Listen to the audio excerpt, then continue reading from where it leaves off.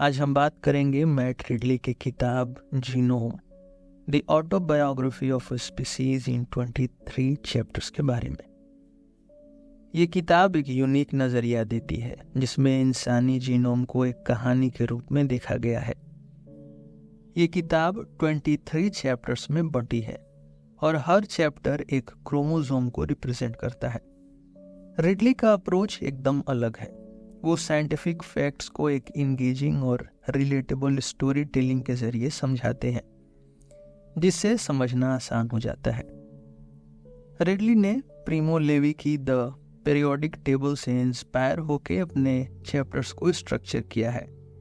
जहां प्रिमो लेवी ने एलिमेंट्स को अपनी कहानी से जोड़ा था, वहीं रिडले इंसानी जीन्स के जरिए एक इवोल्यूशनरी ऑटोबायोग्राफी लिखते हैं। हर क्रोमोसोम एक नई दुनिया को दिखाता है, एक नए थीम के जरिए जिसमें डिस्कवरी, हिस्ट्री और मॉडर्न जेनेटिक्स का कॉम्बिनेशन है। मैट रिडले एक ब्रिटिश साइंटिस्ट, जर्नलिस्ट और जेनेटिक्स और इवोल्यूशनरी बायोलॉजी के एक्सपर्ट हैं। उन्होंने साइंस की दुनिया को न सिर्फ एक्सप्लोर किया है बल्कि दुनिया भर के लोगों के लिए समझने लायक बनाया है। रिडले साइंस के डिफिकल्ट टॉपिक्स को इस तरह से पेश करते हैं कि आपको लगे कि वो आपसे बैठकर बात कर रहे हैं। उन्होंने द रेड क्वीन और द ओरिजिन्स ऑफ वर्चू जैसे काम लिखे हैं जो बताते हैं कि इंसानी बिहेवियर, इवोल्यूशन और कोऑपरेशन कैसे काम करता है। मैट रिडले का काम एक ब्रिज की तरह है, साइंस की गहराई और आम इंसान की क्यूरियोसिटी के बीच। वो हमें जीन्स के जरिए एक नई दुनिया दिखाते हैं, एक ऐसी दुनिया जो हमें बताती है कि हम क्या हैं, हम कैसे बने और हम कहाँ जा रहे हैं। Chapter 1 life. जैसे जैसे हम जीवन के रहस्य को समझने की कोशिश करते हैं, एक चीज समझ आती है कि जिंदगी की दुनिया सिर्फ सर्वाइवल और रिप्रोडक्शन का खेल नहीं है। ये एक कहानी है रेप्लिकेशन और ऑर्डर क्रिएशन की, दो बेसिक प्रोसेसेस जो हर लिविंग बीइंग को डिफाइन करते हैं। हर एक जीव, चाहे वो एक छोटी सी बैक्टीरिया हो या एक इंसान, इस प्रोसेस का हिस्सा है। और इन सब के बीच एक नाम हमेशा सामने आता है, वो है डीएनए का। डीएनए यानी हमारे जीवन का वर्ड, एक ऐसा इंस्ट्रूमेंटल कोड जो हमारी पूरी कहानी अपने अंदर रखता है। डीएनए को हम जीवन का मैनुअल कह सकते हैं, एक ऐसा कोड जो हमारे शरीर के हर फंक्शन को कंट्रोल करता है। रिडले इसे वर्ड कहते हैं, एक ऐसी बात जो अपने आप को रेप्लिकेट करती है और जीवन को ऑर्डर में रखती है। जीवन का ये ऑर्डर सिर्फ रिप्रोडक्शन तक सीमित नहीं है, बल्कि ये दुनिया के केओस को एनर्जी में बदलने का तरीका भी है। इसी से मेटाबॉलिज्म होता है, जो खाना हम खाते हैं वो हमारे शरीर के काम में लगता है। पर डीएनए अकेले कुछ नहीं कर सकता। अगर डीएनए एक रेसिपी है तो उसका शेफ आरएनए है। आरएनए जो डीएनए का छोटा भाई है, एक मैसेंजर की तरह काम करता है जो डीएनए की इंस्ट्रक्शंस को प्रोटीन बनाने के लिए ट्रांसलेट करता है। आरएनए काफी यूनिक है क्योंकि वो सिर्फ एक मैसेंजर नहीं बल्कि एक कैटलिस्ट भी है। आरएनए वो पहला मॉलिक्यूल था जो डीएनए और प्रोटीन्स के आने से पहले जिंदा चीजों को बनाना शुरू कर चुका था। डीएनए आज जो कुछ है वो आरएनए की वजह से है। आरएनए एक सेल्फ रेप्लिकेटिंग मॉलिक्यूल था जो केमिकल रिएक्शंस को कंट्रोल करता था। लेकिन आरएनए की एक प्रॉब्लम थी, इतना अनस्टेबल होना कि ज्यादा टाइम तक सरवाइव नहीं कर पाता था। इसी समस्या का हल डीएनए बना। डीएनए एक स्ट्रॉन्गर और ज्यादा रिलायबल मॉलिक्यूल था जो आरएनए की तरह रेप्लिकेट करता था, पर ज्यादा स्टेबिलिटी के साथ। डीएनए एक डिजिटल लैंग्वेज है जो सिर्फ 4 लेटर्स ACGT में लिखा गया है। ये 4 लेटर्स मिलकर एक कोड बनाते हैं जो प्रोटीन्स के बनने की इंस्ट्रक्शन देते हैं। ये प्रोटीन्स हमारे शरीर के हर पार्ट को बनाते और चलाते हैं, हमारे मसल्स से लेकर हमारे हार्मोन्स तक। रिडली ये भी समझाते हैं कि किस तरह डीएनए एक रेसिपी है और प्रोटीन्स उससे फॉलो करते हुए एक कॉम्प्लेक्स ऑर्गेनिज्म बनते हैं। यह प्रोसेस जितना सिंपल लगता है उतना ही डीप और फैसिनेटिंग है। रिडली एक इंटरेस्टिंग कॉन्सेप्ट इंट्रोड्यूस करते हैं लूका का। लूका यानी लास्ट यूनिवर्सल कॉमन एंसेस्टर, यानी एक ऐसी पहली जिंदा चीजें जो आज के सारे लिविंग ऑर्गेनिजम्स का एंसेस्टर थी। लूका एक सिंपल सिंगल सेल्ड ऑर्गेनिज्म थी जो आरएनए और डीएनए के कॉम्बिनेशन यूज करती थी। वो एक ऐसे प्रिमिटिव समय में एग्जिस्ट करती थी जब दुनिया सिर्फ केमिकल सूप्स और एक्सट्रीम इन्वायरमेंट से भरी हुई थी। रिडली कहते हैं कि हर लिविंग ऑर्गेनिज्म एक ही लैंग्वेज बोलता है, डीएनए की लैंग्वेज, चाहे वो एक बैक्टीरियम हो या एक इंसान। जेनेटिक कोड हर जगह एक जैसा है। सीजीए का मतलब एक बैक्टीरिया में भी वही है जो एक इंसान में है। ये दिखाता है कि लाइफ एक ही जगह से शुरू हुई थी और फिर अलग अलग डायरेक्शंस में इवॉल्व हुई। जीवन के इवोल्यूशन की कहानी सिर्फ जीन्स का रेप्लिकेशन नहीं है, बल्कि कॉम्प्लेक्सिटी का ग्रोथ भी है। पहले सिंगल सेल्ड ऑर्गेनिजम्स डोमिनेट करते थे, पर धीरे धीरे मल्टी सेलुलर ऑर्गेनिजम्स आए। इन ऑर्गेनिजम्स ने ज़्यादा कॉम्प्लेक्स फंक्शंस और बिहेवियर्स डेवलप किए। रिडली कहते हैं कि हर नए स्टेप में लाइफ एक नए डायमेंशन में घुस गई और हम जो आज देखते हैं वो इसी इवोल्यूशनरी जर्नी का रिजल्ट है।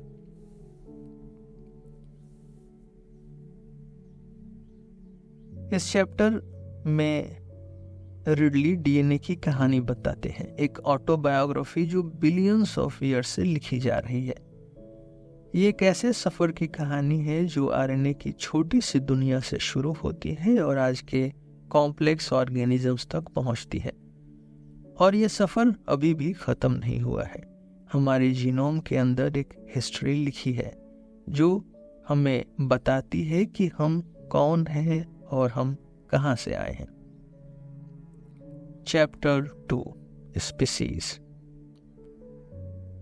इंसानी प्रजाति का सफ़र एक अजीब और शानदार कहानी है। एक तरफ हम इकोलॉजिकल सक्सेस का एक जीता जागता एग्जाम्पल हैं और दूसरी तरफ हमारे जीन्स हमें हमारी असलियत और कमज़ोरियों का पता देते हैं। मैट रिडली ने इस चैप्टर में इंसानों के इवोल्यूशनरी सफ़र और उनके जेनेटिक फुटप्रिंट्स को एक्सप्लोर किया है, जिसमें हमारी यूनिक स्पीसीज बनने की कहानी लिखी गई है। इंसानों को अगर आप इकोलॉजिकल टर्म्स में देखें तो हम सबसे सक्सेसफुल बड़े प्राणी हैं। इस दुनिया में हमारा बायोमास 300 मिलियन टन्स तक है। कंपेयर करें तो माउंटेन गोरिल्लास जैसे रेयर स्पीशीज की संख्या 1000 के आसपास है। इस इकोलॉजिकल डोमिनेंस का एक बड़ा कारण है हमारा एडेप्टेबिलिटी। इंसान चाहे आर्कटिक की ठंडी हो या सहारा की गर्मी, हर जगह सरवाइव कर लेता है। ये एडेप्टेबिलिटी हमें बाकी प्राणियों से अलग बनाती है। लेकिन इस इकोलॉजिकल सक्सेस के पीछे एक बड़े स्ट्रगल की कहानी है। हम एक लीनिएज से हैं जो एक्सटिंक्शन के करीब आ चुका था। पिछले 15 मिलियन साल में एप्स का ग्रुप, जिनमें हम शामिल हैं, कई बार कोलैप्स होने के कगार पर था। इस सर्वाइवल जर्नी में जीन्स का इवोल्यूशन और सिलेक्शन ने हमारी मदद की। इंसान का इवोल्यूशनरी सफ़र एक ट्रायल एंड एरर का प्रोसेस रहा है। हमारे एंसेस्टर्स यानी एप्स, प्राइमेट्स और उससे पहले के टेट्रापॉड्स सब अपने ज़माने के बेस्ट सर्वाइवल मशीन्स थे। लेकिन इवोल्यूशन में कोई भी पिनेकल नहीं होता। नेचुरल सिलेक्शन सिर्फ एक प्रोसेस है जो लाइफ फॉर्म्स को नए इन्वायरमेंट के हिसाब से चेंज करता है। रिडली एक इंटरेस्टिंग एनालॉजी देते हैं कि हम इवोल्यूशनरी स्केल के पिनेकल पर नहीं हैं। एक ब्लैक स्मोकर बैक्टीरियम जो सल्फरस ओशन वेंट्स में रहता है, जेनेटिक टर्म्स में हमसे ज़्यादा हाईली इवॉल्व्ड है, क्योंकि उनका रिप्रोडक्शन साइकिल छोटा है। वो अपने जीन्स को हमसे ज़्यादा एफिशिएंटली रिफाइन करते हैं। हमारी स्पीसीज का इवोल्यूशनरी हिस्ट्री जेनेटिक बॉटलनेक से भरपूर रही है। हमारे जीन्स बताते हैं कि हमारे एंसेस्टर्स की पॉपुलेशन कभी बहुत छोटी थी। ह्यूमन जीनोम में वेरिएबिलिटी चिंपैंजीज के मुकाबले कम है, जो ये दिखाता है कि एक समय पर हमारे स्पीसीज का साइज बहुत छोटा था। इसका एक एग्जाम्पल है टोबा वॉल्केनिक इरप्शन, जो जेनेटिक डाइवर्सिटी को ड्रेस्टिक लेवल तक कम कर गया था। आज हम जितने जेनेटिकली सिमिलर हैं वो इसी बॉटल नेक का रिजल्ट है। ह्यूमन और चिंपैंजी के डाइवर्जेंस की कहानी फैसिनेटिंग है। एक समय ऐसा था जब एक कॉमन एंसेस्टर से दो अलग स्पीसीज बनी, एक जो गोरिल्ला के तरफ गई और दूसरी जो चिंप और ह्यूमंस के लिए रिस्पॉन्सिबल थी। जियोग्राफिकल बैरियर्स जैसे रिफ्ट वैली और डेजर्ट्स ने इस स्पेशिएशन प्रोसेस को एक्सीलरेट किया। हमारे जेनेटिक एडेप्टेशंस हमें एक यूनिक प्राणी बनाते हैं, जैसे बाइपेडलिज्म यानी दो पैरों पर चलना। इसने हमें लॉन्ग डिस्टेंस ट्रैवल और एनर्जी इफिशिएंसी में मदद की। बॉडी हेयर का लॉस और स्वेटिंग के सिस्टम ने हमें एक्सट्रीम टेम्परेचर्स में सरवाइव करने के लिए अडेप्ट किया। स्केलेटल और स्किन चेंजेस भी हमारे इवोल्यूशनरी एडेप्टेशंस का एक पार्ट है। ये सब चेंजेस दिखाते हैं कि कैसे हमने फॉरेस्ट के शेडेड एरिया से निकलकर ओपन इन्वायरमेंट्स में एडजस्ट किया। एक सबसे बड़ी बात जो जीनोम हमें सिखाता है वो है लाइफ का यूनिटी। हर लिविंग ऑर्गेनिज्म का जेनेटिक कोड एक ही है। CGA का मतलब एक ह्यूमन में भी वही है जो एक बैक्टीरिया में है। ये दिखाता है कि पूरी लाइफ एक कॉमन एंसेस्टर यानी लूका, लास्ट यूनिवर्सल कॉमन एंसेस्टर से शुरू हुई थी। रिडली इस बात को एम्फेसाइज करते हैं कि जीन्स के इवोल्यूशनरी स्टेप्स इंसान को यूनिक बनाते हैं, लेकिन सुपीरियर नहीं। हर प्राणी का अपना एक रूल है और इंसान सिर्फ उस लाइफ वेब का एक पार्ट है।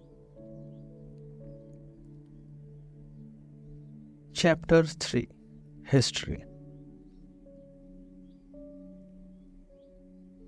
आइए समझते हैं कि हमारे जीन्स सिर्फ हमारी बॉडी का ब्लूप्रिंट नहीं है, बल्कि एक टाइम कैप्सूल भी है जो हमारी हिस्ट्री को रिकॉर्ड करते हैं। मैट रिडली इस चैप्टर में बताते हैं कि कैसे जीन्स एक रिटन रिकॉर्ड की तरह है, जो स्पीसीज की लाइफ के सभी इवेंट्स को अपने अंदर समेट कर रखते हैं। जीन्स के अंदर पुराने इवोल्यूशन के प्रोसेसेस की पूरी कहानी लिखी होती है। हर म्यूटेशन, हर एडाप्टेशन एक नई स्टोरी बनाता है जो इस रिकॉर्ड में जुड़ जाता है। रिडली का कहना है कि हमारे जीन्स एक तरह के टाइम कैप्सूल्स हैं। ये हमें बताते हैं कि हम कहाँ से आए हैं और कैसे इवॉल्व हुए हैं। हर जीन एक एंशिएंट ट्रेट या चेंज का रिप्रेजेंटेशन है। कुछ जीन्स ऐसे हैं जो बिलियंस ऑफ ईयर्स से नहीं बदले, जैसे वो एक कॉमन एंसेस्टर से लेकर आज तक वैसे ही हैं। ये दिखाता है कि कुछ जेनेटिक कोड्स इतने फंडामेंटल हैं कि उनमें बदलाव की जरूरत ही नहीं हुई। जीन्स के अंदर इवोल्यूशन के माइलस्टोन्स रिकॉर्ड होते हैं, सिंपल सिंगल सेल्ड ऑर्गेनिज्म से लेकर कॉम्प्लेक्स मल्टीसेलुलर लाइफ तक जीन्स ने अपनी कहानी लिखी है। वॉर्म्स और फिश जैसे ऑर्गेनिजम्स के समय के कुछ इम्पॉर्टेंट जीन्स अभी भी हमारे अंदर हैं। ये इवोल्यूशनरी हिस्ट्री का एक जीता जागता प्रूफ है कि हर फेज में जेनेटिक एडाप्टेशंस नए इवोल्यूशनरी फेजेस का बेस बनाते हैं। जीन्स सिर्फ हमारे बायोलॉजिकल इवोल्यूशन की ही नहीं, बल्कि ह्यूमन माइग्रेशन और एंसेस्ट्री की भी कहानी बताते हैं। कुछ जेनेटिक म्यूटेशंस जैसे आइसलैंडिक पॉपुलेशन में मिलने वाले जीन्स ये दिखाते हैं कि कौन से एंशिएंट पॉपुलेशंस कहाँ सेटल हुई थी। हर एक जेनेटिक मार्कर एक जियोग्राफिक और कल्चरल कनेक्शन का सिग्नल है। इसका एक इंटरेस्टिंग एग्जांपल है कि कैसे माइटोकॉन्ड्रियल डीएनए को यूज करके साइंटिस्ट ह्यूमन माइग्रेशन की पूरी कहानी ट्रेस करते हैं। ये डीएनए सिर्फ माँ के थ्रू ट्रांसफर होता है, इसलिए हर जनरेशन के फीमेल लिनिएज का एक क्लियर रिकॉर्ड मिलता है। इवोल्यूशनरी कहानी में कुछ ऐसे पॉइंट्स भी आए हैं जहां ह्यूमन पॉपुलेशंस जेनेटिक बॉटलनेक्स के कारण छोटी हो गई थी। मैट रिडली बताते हैं कि बॉटलनेक्स जेनेटिक वेरिएबिलिटी को ड्रास्टिकली रिड्यूस करते हैं, जैसे टोबा वॉल्केनिक इरप्शन के बाद। जेनेटिक बॉटलनेक्स के चलते इनब्रीडिंग और फाउंडर इफेक्ट्स ज़्यादा कॉमन हो गए थे। ये पॉपुलेशन आइसोलेशन और स्पेसिफिक ट्रेड्स के फिक्स होने का कारण बनता है। डीएनए और ह्यूमन लैंग्वेज के बीच एक अच्छी सिमिलैरिटी है। रिडली बताते हैं कि जैसे स्पोकन लैंग्वेजेस इवॉल्व होती हैं, वैसे ही जेनेटिक कोड भी म्यूटेशंस के थ्रू इवॉल्व होते हैं। लैटिन से डिराइव्ड लैंग्वेजेस जैसे इटालियन, फ्रेंच और स्पेनिश की तरह जेनेटिक इवोल्यूशंस में भी एक कॉमन रूट होता है, जो डाइवर्जेंस के थ्रू नए फॉर्म्स में डेवलप होता है। जीन्स के अंदर भी एक लिंग्विस्टिक स्ट्रक्चर होता है। जैसे एक वर्ड के अंदर स्पेलिंग चेंजेस नई मीनिंग्स लाती हैं, वैसे ही जेनेटिक म्यूटेशंस नए ट्रेड्स लाते हैं। ये कंपैरिजन जेनेटिक और लिंग्विस्टिक इवोल्यूशन की शेयर्ड कॉम्प्लेक्सिटी को दिखाता है। हर एक ऑर्गेनिज्म के अंदर एक जीन्स में इवोल्यूशन की कहानी लिखी है।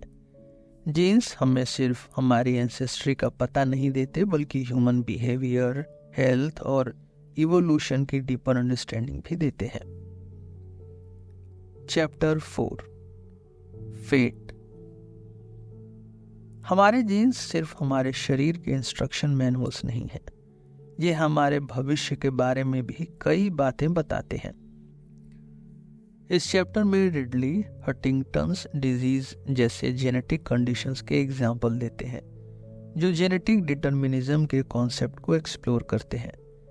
जेनेटिक डिटर्मिनिज्म का मतलब है कि हमारे जीन्स कुछ चीज़ों के लिए हमें तय कर देते हैं, जहां हमारे कंट्रोल की कोई गुंजाइश नहीं होती। हंटिंगटन्स डिजीज एक फैटल जेनेटिक डिसऑर्डर है जो इंसानों के भविष्य को लेकर एक अजीब सी इनएविटेबिलिटी के साथ आता है। इस कंडीशन में अगर एक इंसान के जीनोम में एक स्पेसिफिक म्यूटेशन हो तो वो 100% श्योर है कि उसे ये बीमारी होगी। कोई भी इन्वायरमेंटल फैक्टर, लाइफस्टाइल चेंज या एक्सटर्नल इंटरवेंशन इस बीमारी के कोर्स को बदल नहीं सकता। इस बीमारी को समझना एक जेनेटिक डिटर्मिनिज्म का अच्छा एग्जाम्पल है। रिडली इसे टायरेसियस, एक ग्रीक मैथोलॉजी के सूदसेयर के साथ कंपेयर करते हैं। टायरेसियस अपने भविष्य को देख सकता था, पर उसे बदल नहीं सकता था। उसी तरह हंटिंगटन्स डिजीज वाले लोग अपना जेनेटिक टेस्ट करके पता कर सकते हैं कि उनका फेट क्या है, पर उसे बदल नहीं सकते। ये सोच कितनी डरावनी हो सकती है कि आपको मालूम है कि एक दिन आप इस बीमारी के शिकार होंगे, लेकिन आप कुछ भी नहीं कर सकते। जेनेटिक टेस्टिंग स्पेशली हंटिंगटन्स जैसी कंडीशंस के लिए एक इथिकल डायलेमा क्रिएट करता है। अगर एक व्यक्ति अपना जेनेटिक टेस्ट कराता है तो वो इनडायरेक्टली अपने पूरे परिवार का भी टेस्ट कर रहा होता है। इसलिए टेस्टिंग एक पर्सनल डिसीजन नहीं रह जाती, बल्कि पूरे परिवार के लिए एक सेंसिटिव मैटर बन जाती है। एक और बड़ा इथिकल क्वेश्चन है कि क्या टेस्टिंग का रिजल्ट किसी इंसान को बताना चाहिए अगर उससे उसका कोई फायदा नहीं होने वाला तो। जैसे एक केस में एक फीमेल अपने जेनेटिक म्यूटेशन के बारे में जानकारी पाने के बाद डिप्रेशन में चली गई। रिडली कहते हैं कि अगर कोई क्योर नहीं है तो टेस्टिंग सिर्फ एक अननेसेसरी बर्डन बन जाता है। जेनेटिक टेस्टिंग के रिजल्ट्स को समझना और कम्युनिकेट करना एक बड़ा चैलेंज है। लोग कई बार प्रोबेबिलिटी और सर्टेनिटी को कंफ्यूज करते हैं। जैसे अगर एक व्यक्ति के रिजल्ट्स में लिखा है कि उसके बच्चों के 50% चांस हंटिंगटन्स इनहेरिट करने के हैं, इसका मतलब ये नहीं कि आधे बच्चों को बीमारी होगी, बल्कि इसका मतलब है कि हर एक बच्चे का चांस 50% है। साइकोलॉजिस्ट्स कहते हैं कि रिजल्ट को प्रेजेंट करने का तरीका भी इम्पैक्ट डालता है। जैसे अगर किसी को ये बताया जाए कि उनका बेबी के हेल्दी होने के 75% चांसेस हैं, तो वो ज़्यादा होपफुल होते हैं, बजाय इसके कि उन्हें बताया जाए कि बीमारी के चांसेस 25% है, जबकि दोनों बातें एक ही हैं। इस चैप्टर में मेन बात यह है कि जेनेटिक डिटर्मिनिज्म एक सच्चाई है जो इंसान को पावर और हेल्पलेसनेस के बीच में अटका देती है। जीन्स हमें बता सकते हैं कि हमारा भविष्य क्या हो सकता है, पर वो हर चीज को सर्टेन नहीं बनाते। जेनेटिक टेस्टिंग का डिसीजन लेना सिर्फ एक साइंटिफिक प्रोसेस नहीं, बल्कि एक इमोशनल और इथिकल डिसीजन भी है। रिडली कहते हैं कि हमें जीन्स के इंफॉर्मेशन का उपयोग करके प्रिवेंशन और क्यूर के तरीकों को ढूंढना चाहिए, न कि सिर्फ फेटलिज्म को एक्सेप्ट करना। Chapter 5 environment. हमारे जीन्स और एनवायरनमेंट का संबंध एक इंट्रिकेट है। जीन्स अपने आप में एक फ्रेमवर्क देते हैं, पर कौन सा जीन एक्टिवेट होगा, कैसे और कब, ये लार्जली एनवायरनमेंट पर डिपेंड करता है। रिडली इस चैप्टर में जीन्स और एनवायरनमेंट के बीच के इस म्यूचुअल इंटरप्ले को हाईलाइट करते हैं और बताते हैं कि कैसे दोनों मिलकर इंसानी बिहेवियर, हेल्थ और एडेप्टेबिलिटी को शेप करते हैं। जीन्स एक फाउंडेशन प्रोवाइड करते हैं, पर हमारे आसपास का एनवायरनमेंट उन्हें कैसे एक्सप्रेस करते हैं, ये इक्वली इम्पॉर्टेंट है। रिडली कहते हैं कि एपिजेनेटिक्स एक ऐसी फील्ड है जो ये दिखाती है कि कैसे एनवायरमेंटल फैक्टर्स जैसे डाइट, स्ट्रेस या पोल्यूशन जीन्स के ऑन और ऑफ होने को रेगुलेट करते हैं। एक एग्जांपल है डीएनए मेथिलेशन का, जो एक केमिकल प्रोसेस है जो जीन्स के एक्सप्रेशन को मॉडिफाई करता है बिना जेनेटिक कोड को बदले। ये मैकेनिज्म हमें समझाता है कि कैसे आइडेंटिकल ट्विंस, यानी जिनके जीन्स आइडेंटिकल होते हैं, ये फिर भी अलग बिहेवियर या हेल्थ इश्यूज दिखाते हैं अगर उनका एनवायरनमेंट अलग हो तो।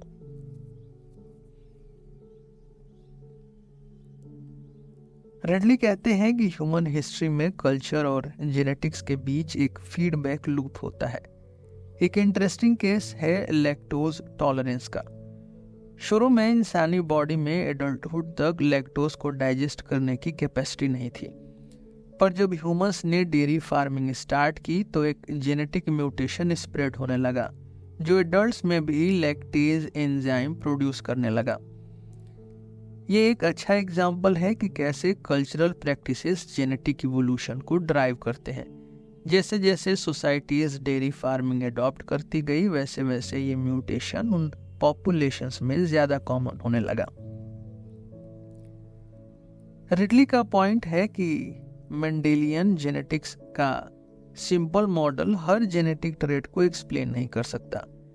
ज्यादातर ट्रेट्स पॉलीजेनिक होते हैं, यानी कि उन्हें मल्टीपल जीन्स कंट्रोल करते हैं। एक एग्जाम्पल है हाइट का, जिसमें कई जीन्स का रोल होता है और साथ ही इन्वायरमेंटल फैक्टर्स जैसे न्यूट्रिशन का भी असर पड़ता है। इंटेलिजेंस भी एक कॉम्प्लेक्स ट्रेट है जिसमें पॉलीजेनिक, इनहेरिटेंस और इन्वायरमेंट दोनों का रोल होता है। रिडली वार्न करते हैं कि overly simplistic models human genetics की कॉम्प्लेक्सिटी को इग्नोर करते हैं। रिडली कई रियल वर्ल्ड एग्जाम्पल्स देते हैं जो दिखाते हैं कि कैसे इन्वायरमेंट जीन्स के एक्सप्रेशन को इम्पैक्ट करता है। एक एग्जाम्पल अस्थमा का भी है जो जेनेटिकली इन्फ्लुएंस्ड है, पर इन्वायरमेंटल ट्रिगर्स जैसे पोल्यूशन, स्मोकिंग और एलर्जेंस के वजह से ज़्यादा सीवियर हो जाता है। एक और एग्जाम्पल है कि कैसे माइल न्यूट्रिशन अर्ली चाइल्डहुड में जीन्स के पोटेंशियल को सप्रेस करता है, जिससे ग्रोथ और कॉग्निटिव डेवलपमेंट पर असर पड़ता है। ये एग्जाम्पल्स दिखाते हैं कि जीन्स और एनवायरनमेंट के बीच का बैलेंस हर इंडिविजुअल के आउटकम को शेप करता है। रिडली इस चैप्टर में ये पॉइंट रीइंफोर्स करते हैं कि जीन्स और एनवायरनमेंट के बीच का रिलेशनशिप म्यूचुअल और डायनेमिक है। जीन्स एक ब्लूप्रिंट प्रोवाइड करते हैं, पर एनवायरनमेंट उस ब्लूप्रिंट को कैसे इंटरप्रेट करता है वो इक्वली जरूरी है। एपिजेनेटिक्स और पॉलीजेनिक ट्रेड्स के कॉन्सेप्ट्स हमें ये समझाते हैं कि हमारी आइडेंटिटी एक कॉम्प्लेक्स इंटरप्ले का नतीजा है। Chapter 6 intelligence. इंटेलिजेंस यानी बुद्धि। इंटेलिजेंस एक ऐसी चीज है जिसको डिफाइन करना उतना आसान नहीं है जितना लगता है। बहुत से विद्वानों ने, मनोवैज्ञानिकों ने इंटेलिजेंस को समझने की कोशिश की है और हर किसी ने अपने नजरिए से इसकी इंटरप्रिटेशन की। हावर्ड गार्डनर ने मल्टीपल इंटेलिजेंस की थ्योरी दी है। उनके अनुसार इंटेलिजेंस एक नहीं बल्कि कई प्रकार के होते हैं, जैसे लिंग्विस्टिक यानी भाषा के, लॉजिकल मैथमेटिकल यानी तर्क और गणित के, म्यूजिकल स्पेशियल यानी स्थान का ज्ञान, बॉडीली काइनेस्थेटिक्स यानी शारीरिक गति, इंटरपर्सनल यानी दूसरों को समझने की क्षमता, इंट्रापर्सनल यानी खुद को समझने की क्षमता, और नेचुरलिस्टिक इंटेलिजेंस। इसका मतलब है कि हर व्यक्ति किसी न किसी क्षेत्र में प्रतिभाशाली हो सकता है। अब सवाल उठता है कि इंटेलिजेंस कितनी जेनेटिक है और कितनी इन्वायरमेंटल। मैट रिडली इस चैप्टर में बताते हैं कि इंटेलिजेंस पर जेनेटिक्स का सिग्निफिकेंट असर है। ट्विन स्टडीज, जिसमें आइडेंटिकल ट्विंस जिनके जीन्स 100% सेम होते हैं, उनको अलग अलग परिवारों में पाला गया, जिससे देखने को मिला कि उनके IQ स्कोर्स में काफी सिमिलरिटी होती है। इससे पता चलता है कि जीन्स इंटेलिजेंस में एक बड़ा रोल निभाते हैं। एक स्पेसिफिक जीन IGF2R को हाई IQ पॉपुलेशंस में आइडेंटिफाई किया गया है, लेकिन इसका इफेक्ट बहुत माइनर है। यानी इंटेलिजेंस एक पॉलीजेनिक ट्रेट है जिसमें कई जीन्स मिलकर योगदान देते हैं। लेकिन सिर्फ जीन्स ही सब कुछ नहीं होते, एनवायरनमेंट का भी उतना ही महत्व है। एक बच्चे को अगर सही परवरिश, शिक्षा और स्टिमुलेशन मिले तो वो अपनी जेनेटिक पोटेंशियल को पूरी तरह से दिखा पाएगा। फ्लिन इफेक्ट इस बात का सबूत है कि हर जनरेशन में IQ स्कोर्स बढ़ रहे हैं। इसका कारण बेहतर न्यूट्रिशन, शिक्षा और विचारों का आदान प्रदान है। इंटेलिजेंस को मेजर करने में कंट्रोवर्सीज भी हैं। पहले IQ टेस्ट का गलत इस्तेमाल हुआ है, जैसे यूजेनिक्स और रेशियल डिस्क्रिमिनेशन के लिए। आज भी IQ टेस्ट पर कल्चरल बायस होने का आरोप लगता है, लेकिन आधुनिक IQ टेस्ट ने इन बायसेस को कम करने की कोशिश की है ताकि अधिकतम लोगों की योग्यता को सही तरह से आंका जा सके। नेचर वर्सेस नर्चर का डिबेट हमेशा से चल रहा है। स्टडीज कहती हैं कि इंटेलिजेंस लगभग 50% हेरिटेबल है, यानी जीन्स से प्रभावित होता है, और बाकी 50% इन्वायरमेंट से। इसका मतलब है कि जीन्स और इन्वायरमेंट दोनों मिलकर इंटेलिजेंस को शेप करते हैं। सोशियो इकोनॉमिक फैक्टर्स भी IQ पर असर डालते हैं, पर इसका मतलब ये नहीं कि ये डिफरेंसेस जेनेटिक हैं। बेहतर पर्यावरण यानी इन्वायरमेंट और सुविधाएं प्रदान करके इन अंतर को कम किया जा सकता है। तो इस चैप्टर में हमने देखा कि इंटेलिजेंस एक कॉम्प्लेक्स चीज है जो जीन्स और इन्वायरमेंट दोनों से प्रभावित होती है। हमारे जीन्स हमें एक पोटेंशियल देते हैं, पर उस पोटेंशियल को पूरा करने के लिए हमें सही इन्वायरमेंट की ज़रूरत होती है। इसलिए अगर हम चाहते हैं कि हम और हमारे बच्चे अपने इंटेलिजेंस को पूरी तरह से विकसित कर पाएं, तो हमें उन्हें बेहतर सुविधाएं, शिक्षा और इन्वायरमेंट देना होगा। Chapter 7 instinct. इंस्टिंक्ट का मतलब है जेनेटिकली डिटरमाइंड बिहेवियर जो किसी व्यक्ति को बिना ट्रेनिंग या एक्सपीरियंस के होता है।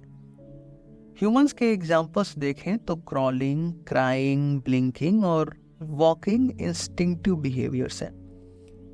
दूसरी तरफ लर्निंग वो है जो एक्सपीरियंस और एनवायरनमेंट के जरिए आती है, जैसे रीडिंग, ड्राइविंग या कोई नई लैंग्वेज सीखना। दोनों के बीच एक बेसिक कॉन्ट्रास्ट ये है कि इंस्टिंक्ट एक स्वाभाविक प्रक्रिया है जबकि लर्निंग एक अक्वायर्ड स्किल है।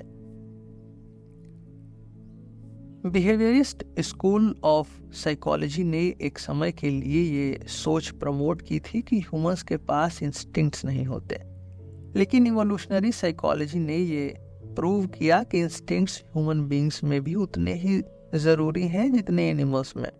फॉर एग्जाम्पल, एक नया बॉर्न बेबी बिना सीखे क्राइंग और सकिंग जैसे बिहेवियर्स दिखाता है। लैंग्वेज एक ऐसे इंस्टिंक्ट का एग्जाम्पल है जो कल्चर और बिलीफ का परफेक्ट ब्लेंड है। नॉम चॉम्स्की की यूनिवर्सल ग्रामर थियरी के अनुसार ह्यूमन ब्रेन लैंग्वेज के लिए प्री वायर्ड होता है, मतलब एक बच्चा बिना किसी डायरेक्ट टीचिंग के ग्रामर के रूल्स समझ सकता है, लेकिन डायलेक्ट और वोकेबलरी जैसे एस्पेक्ट्स सीखने पड़ते हैं। लैंग्वेज डेवलपमेंट के जेनेटिक एस्पेक्ट्स को समझने के लिए क्रोमोसोम 7 पर एक स्पेसिफिक जीन का रोल आइडेंटिफाई किया गया है जो फीटस के ब्रेन के लैंग्वेज एरियाज के डेवलपमेंट में मदद करता है। एक और इंटरेस्टिंग ऑब्जर्वेशन रिडली बताते हैं कि अगर ब्रोकाज एरिया जो लैंग्वेज प्रोडक्शन के लिए रिस्पॉन्सिबल है अगर डैमेज हो जाए तो इंसान बेसिक ग्रामर समझने में असमर्थ हो जाता है। वर्निक्स एरिया को डैमेज होने से सेंटेंस का सेंस तो प्रोड्यूस होता है लेकिन वो लॉजिकल या मीनिंगफुल नहीं होता। इवोल्यूशनरी साइकोलॉजी ने इंस्टिंक्ट्स के रिवर्स इंजीनियरिंग किया है। एक एग्जाम्पल है स्माइलिंग और फ्राउनिंग का जो ग्लोबली यूनिवर्सल बिहेवियर्स हैं। ये प्रूव करता है कि सोशल बिहेवियर्स भी कल्चरल नहीं इंस्टिंक्टिव होते हैं। एक और एग्जाम्पल लैक्टेज परसिस्टेंस का है। शुरू में ह्यूमंस एडल्टहुड में लैक्टोज डाइजेस्ट नहीं कर पाते थे, लेकिन डेयरी फार्मिंग के इंट्रोडक्शन के बाद एक जेनेटिक म्यूटेशन का इवोल्यूशन हुआ जिसने एडल्ट्स में भी लैक्टोज टॉलरेंस इनेबल की। ये कल्चरल और बायोलॉजिकल इवोल्यूशन के बीच के इंट्रिकेट इंटरप्ले को दिखाता है जिसे बाल्डविन इफेक्ट कहते हैं। बाल्डविन इफेक्ट का मतलब है कि जो चीज़ें पहले लर्न करनी पड़ती थी वो इवोल्यूशनरी प्रोसेस के जरिए इवेंचुअली इंस्टिंक्ट बन सकती हैं। लैंग्वेज और इंस्टिंक्ट्स के न्यूरोलॉजिकल बेस को समझने के लिए सेंसिटिव पीरियड्स का कॉन्सेप्ट इम्पॉर्टेंट है। जैसे एक बच्चा अपने अर्ली चाइल्डहुड में अगर प्रॉपर लिंग्विस्टिक इनपुट न पाए तो उसकी लैंग्वेज लर्निंग कैपेबिलिटीज हमेशा के लिए रिस्ट्रिक्ट हो सकती हैं।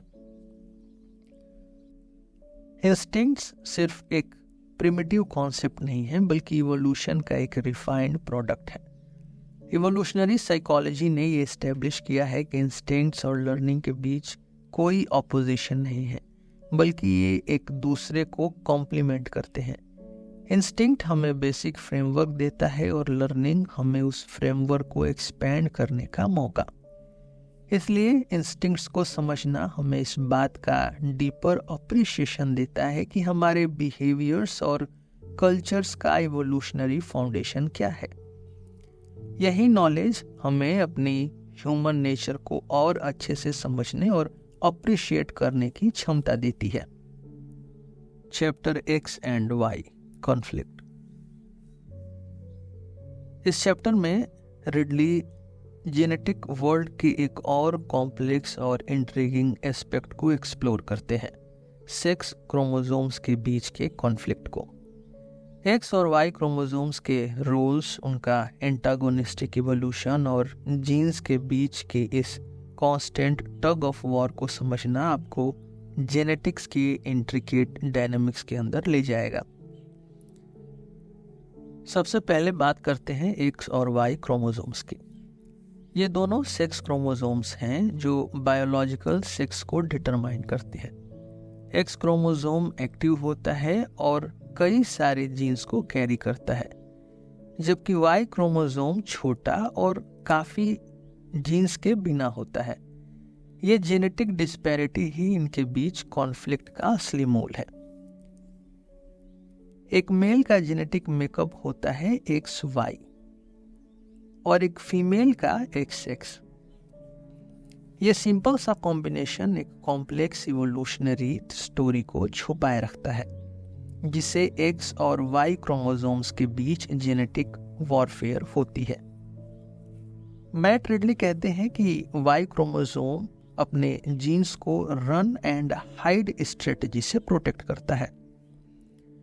ये स्ट्रेटजी तब जरूरी हो जाती है जब X क्रोमोसोम के पास कुछ जीन्स Y के अगेंस्ट काम करते हैं।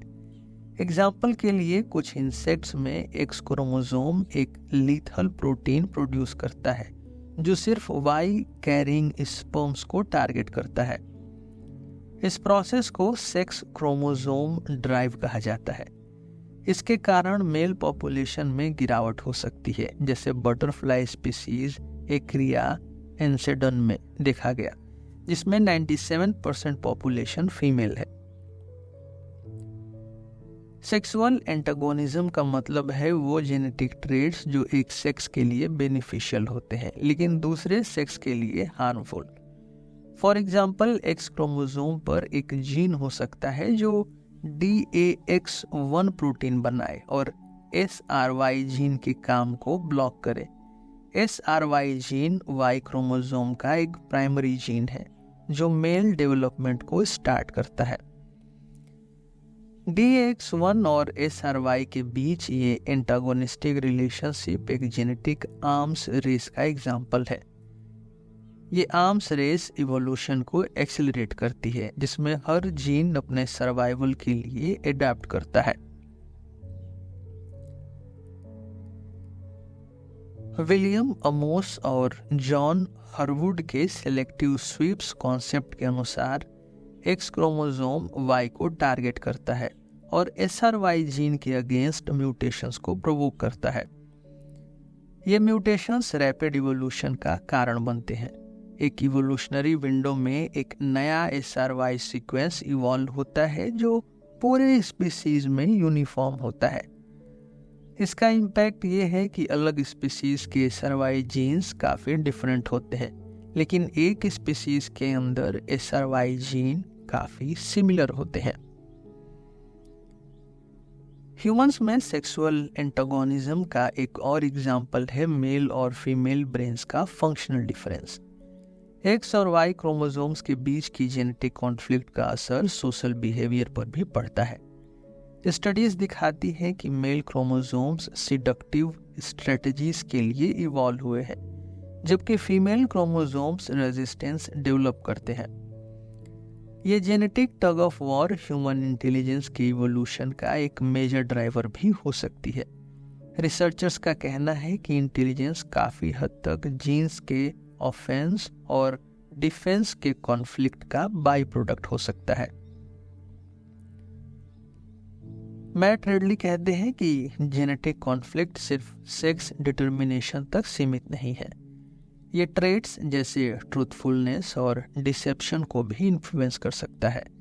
एग्जाम्पल के लिए, एक जीन जो कॉन आर्टिस्ट्री प्रमोट करता है दूसरे जीन के इवोल्यूशन को स्टिमुलेट करेगा जो लाइज को डिटेक्ट कर सके। इस तरह के जेनेटिक इंटरैक्शंस एक इंटरलोकस कंटेस्ट इवोल्यूशन यानी ICE का पार्ट है, जिसमें जीन्स अपने फायदे के लिए एक दूसरे के अगेंस्ट काम करते हैं। X और Y क्रोमोसोम्स के बीच का ये जेनेटिक कॉन्फ्लिक्ट एक इवोल्यूशनरी बैलेंसिंग एक्ट का एग्जाम्पल है। ये सिर्फ बायोलॉजिकल सेक्स को डिफाइन नहीं करता, बल्कि बिहेवियर, इंटेलिजेंस और सोसाइटल डायनेमिक्स को भी शेप करता है। जेनेटिक वारफेयर के इस मॉडल को समझने से हमें जेनेटिक्स के डीपर मैकेनिज्म्स और ह्यूमन नेचर के कॉम्प्लेक्स डायनेमिक्स को कॉम्प्रिहेंड करने का एक नया नजरिया मिलता है। हमारे जीन्स एक नेचर के ऐसे सेल्फिश मॉलिक्यूल्स हैं जो सिर्फ अपने एग्जिस्टेंस को बनाए रखने और अपनी कॉपीज को अगले जनरेशन तक पहुंचाने की कोशिश करते हैं। रिचर्ड डॉकिंस की द सेल्फिश जीन से प्रेरणा लेते हुए रिडली चैप्टर 9 में समझाते हैं कि हमारे शरीर एक प्रकृति के सर्वाइवल मशीन्स हैं जो अपने अंदर छुपे जीन्स के लिए काम करते हैं। इसका मतलब है कि जो कुछ हम करते हैं, चाहे वो रिप्रोडक्शन हो या सर्वाइवल, उसका असली एम इन जीन्स का रेप्लिकेशन होता है। जीन्स की ये सेल्फिश नेचर एक तरीके से हमारे बिहेवियर और बायोलॉजी के कई एस्पेक्ट्स को एक्सप्लेन करती है। फॉर एग्जाम्पल, एक मछली या ट्री का अपना समय के साथ मुरझाने का प्रोसेस यानी एजिंग तभी समझ में आती है जब हम जीन्स के सेल्फ इंटरेस्ट को देखते हैं। जीन्स का मकसद ये होता है कि वो एक नई जनरेशन को एस्टेब्लिश कर सके और इस प्रोसेस में बॉडी सेकेंडरी बन जाती है। मैट रिडली एक और इंटरेस्टिंग कॉन्सेप्ट ये बताते हैं कि जीन्स का ये सेल्फिश नेचर कभी कभी एल्ट्रुइस्टिक बिहेवियर को भी जन्म देता है। किन सिलेक्शन का मतलब है कि हम उन लोगों की मदद करते हैं जो जेनेटिक मटेरियल में हमारे करीब हैं, जैसे भाई बहन या माता पिता। ये इसलिए होता है क्योंकि उनका सर्वाइवल इनडायरेक्टली हमारे जीन्स का ही फायदा करता है। रेसिप्रोकल अल्ट्रुइज्म एक और थियरी है जो ये दिखाती है कि कैसे जीन्स के सेल्फ इंटरेस्ट के बावजूद लोग परोपकार करते हैं।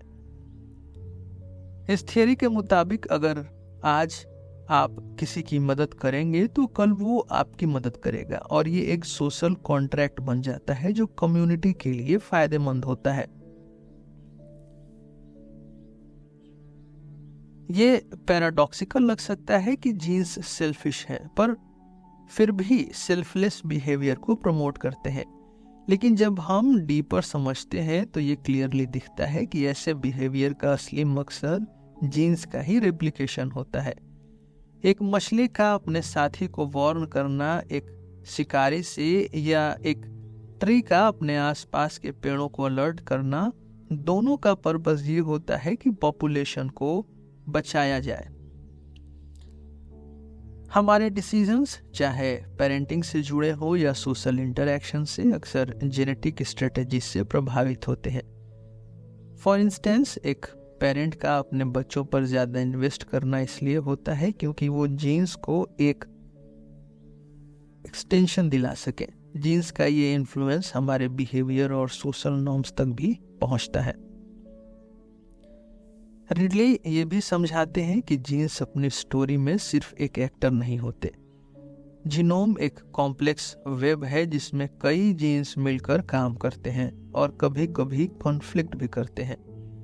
एक जीन का सेल्फ इंटरेस्ट दूसरे जीन के इंटरेस्ट के खिलाफ हो सकता है। इस तरह का जेनेटिक कॉन्फ्लिक्ट, जैसे पेरेंट और चाइल्ड जीन्स के बीच या मेल और फीमेल जीन्स के बीच, जीनोम को ये डायनामिक बैटलफील्ड बनाता है। डिजीज, ये चैप्टर जीनोम और बीमारियों के संबंधों को एक नए नजरिए से देखता है जो हमारे समाज और इलाज की डायरेक्शन को पूरी तरह से बदल देता है। रिडली सबसे पहले बात करते हैं जीनोम और बीमारियों के आधारों की। हम सब जानते हैं कि जीन्स हमारे शरीर के कैसे बनने और कैसे काम करने का ब्लूप्रिंट देते हैं, लेकिन इन्हीं जीन्स में छुपी होती है कुछ गलतियां जो बीमारियों का कारण बन सकती है, जैसे कि एबीओ ब्लड ग्रुप का जीन जो क्रोमोसोम 9 पर होता है। ये सिर्फ हमारा ब्लड टाइप नहीं बताता बल्कि कुछ बीमारियों के प्रति हमारी सेंसिटिविटी को भी प्रभावित करता है। एबीओ ब्लड ग्रुप एक ऐसी खोज है जो सिर्फ फॉरेंसिक साइंस या ब्लड ट्रांसफ्यूजन में ही नहीं, जेनेटिक डाइवर्सिटी और ह्यूमन माइग्रेशन के पैटर्न समझने में भी मदद करती है। हर ब्लड ग्रुप के अपने यूनिक फीचर्स होते हैं जो अलग अलग बीमारियों के प्रति रेजिस्टेंस या ससेप्टेबिलिटी को दिखाते हैं। जैसे कुछ लोग जो नॉन सिक्रीटर्स कहलाते हैं वो अपनी बॉडी फ्लूइड में एबीयू प्रोटीन्स नहीं रिलीज करते। ये लोग यूरिनरी ट्रैक्ट इन्फेक्शंस और फंगल इन्फेक्शंस जैसे बीमारियों के लिए ज़्यादा प्रोन होते हैं, लेकिन इन्फ्लुएंजा के प्रति रेजिस्टेंस रखते हैं। हमारे एंसेस्टर्स की बीमारियों के साथ लड़ाई हमारे जीन्स पर अपना एक परमानेंट छाप छोड़ गई है। जैसे सिकल सेल एनीमिया एक ऐसी बीमारी है जो मलेरिया के प्रति रेजिस्टेंस देती है, लेकिन उसका खुद एक साइड इफेक्ट होता है। इसी तरह सिस्टिक फिब्रोसिस का जीन टाइफॉइड के प्रति रेजिस्टेंस देता है, लेकिन उसका एक कॉस्ट भी होता है। रिडली कहते हैं कि कुछ बीमारियां जैसे प्लेग, स्मॉल पॉक्स और टाइफॉइड ने जीनोम को ऐसे बदला है कि इन डिजीजेस के प्रति रेजिस्टेंस देने वाले म्यूटेशंस हमारे जीन्स में जिंदा रहे। ये एडेप्टेशन सर्वाइवल के लिए एक इवोल्यूशनरी मैकेनिज्म है, लेकिन हर एडेप्टेशन के अपने ड्रॉबैक्स भी होते हैं। आज हम क्रोनिक डिजीजेस जैसे हार्ट डिजीज, आर्थराइटिस और डिप्रेशन को इन्वायरमेंटल या लाइफस्टाइल फैक्टर्स के साथ लिंक करते हैं, लेकिन जीनोम रिसर्च ये सजेस्ट करती है कि कई क्रोनिक डिजीजेस का एक जेनेटिक बेसिस भी हो सकता है।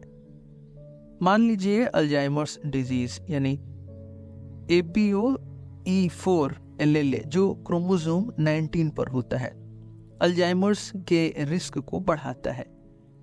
ये जीन्स का रोल बताता है कि कैसे कुछ बीमारियों के प्रति हमारी वल्नरेबिलिटी इनहेरिट होती है। अल्सर्स का एक और उदाहरण लेते हैं। पहले इसे स्ट्रेस और अनहेल्दी डाइट का रिजल्ट माना जाता था, लेकिन बाद में ये पता चला कि ये एक बैक्टीरियम हेलिकोबैक्टर पाइलोरी की वजह से होता है, जो एक जेनेटिक डिस्पोजिशन के साथ लिंक हो सकता है। इसी तरह क्लेमिडिया और हर्पीस जैसे इन्फेक्शंस भी हार्ट डिजीज और आर्थराइटिस के रिस्क फैक्टर्स बन सकते हैं।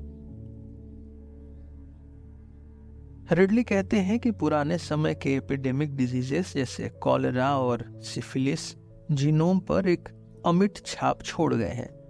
नेटिव अमेरिकन्स के बीच ओ ब्लड ग्रुप की डोमिनेंस को कॉलेरा या सिफिलिस के प्रति रेजिस्टेंस से लिंक किया गया है। हर एपिडेमिक डिजीज ने जीनोम में अपने ट्रेसेस छोड़े हैं, जो आज हमारे जेनेटिक मेकअप में विजिबल है।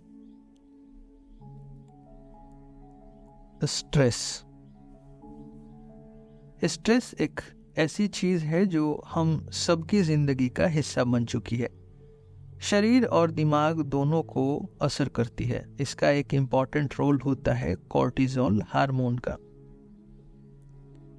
जब हम किसी चैलेंजिंग सिचुएशन का सामना करते हैं, हमारे शरीर में कॉर्टिजोल का लेवल बढ़ने लगता है।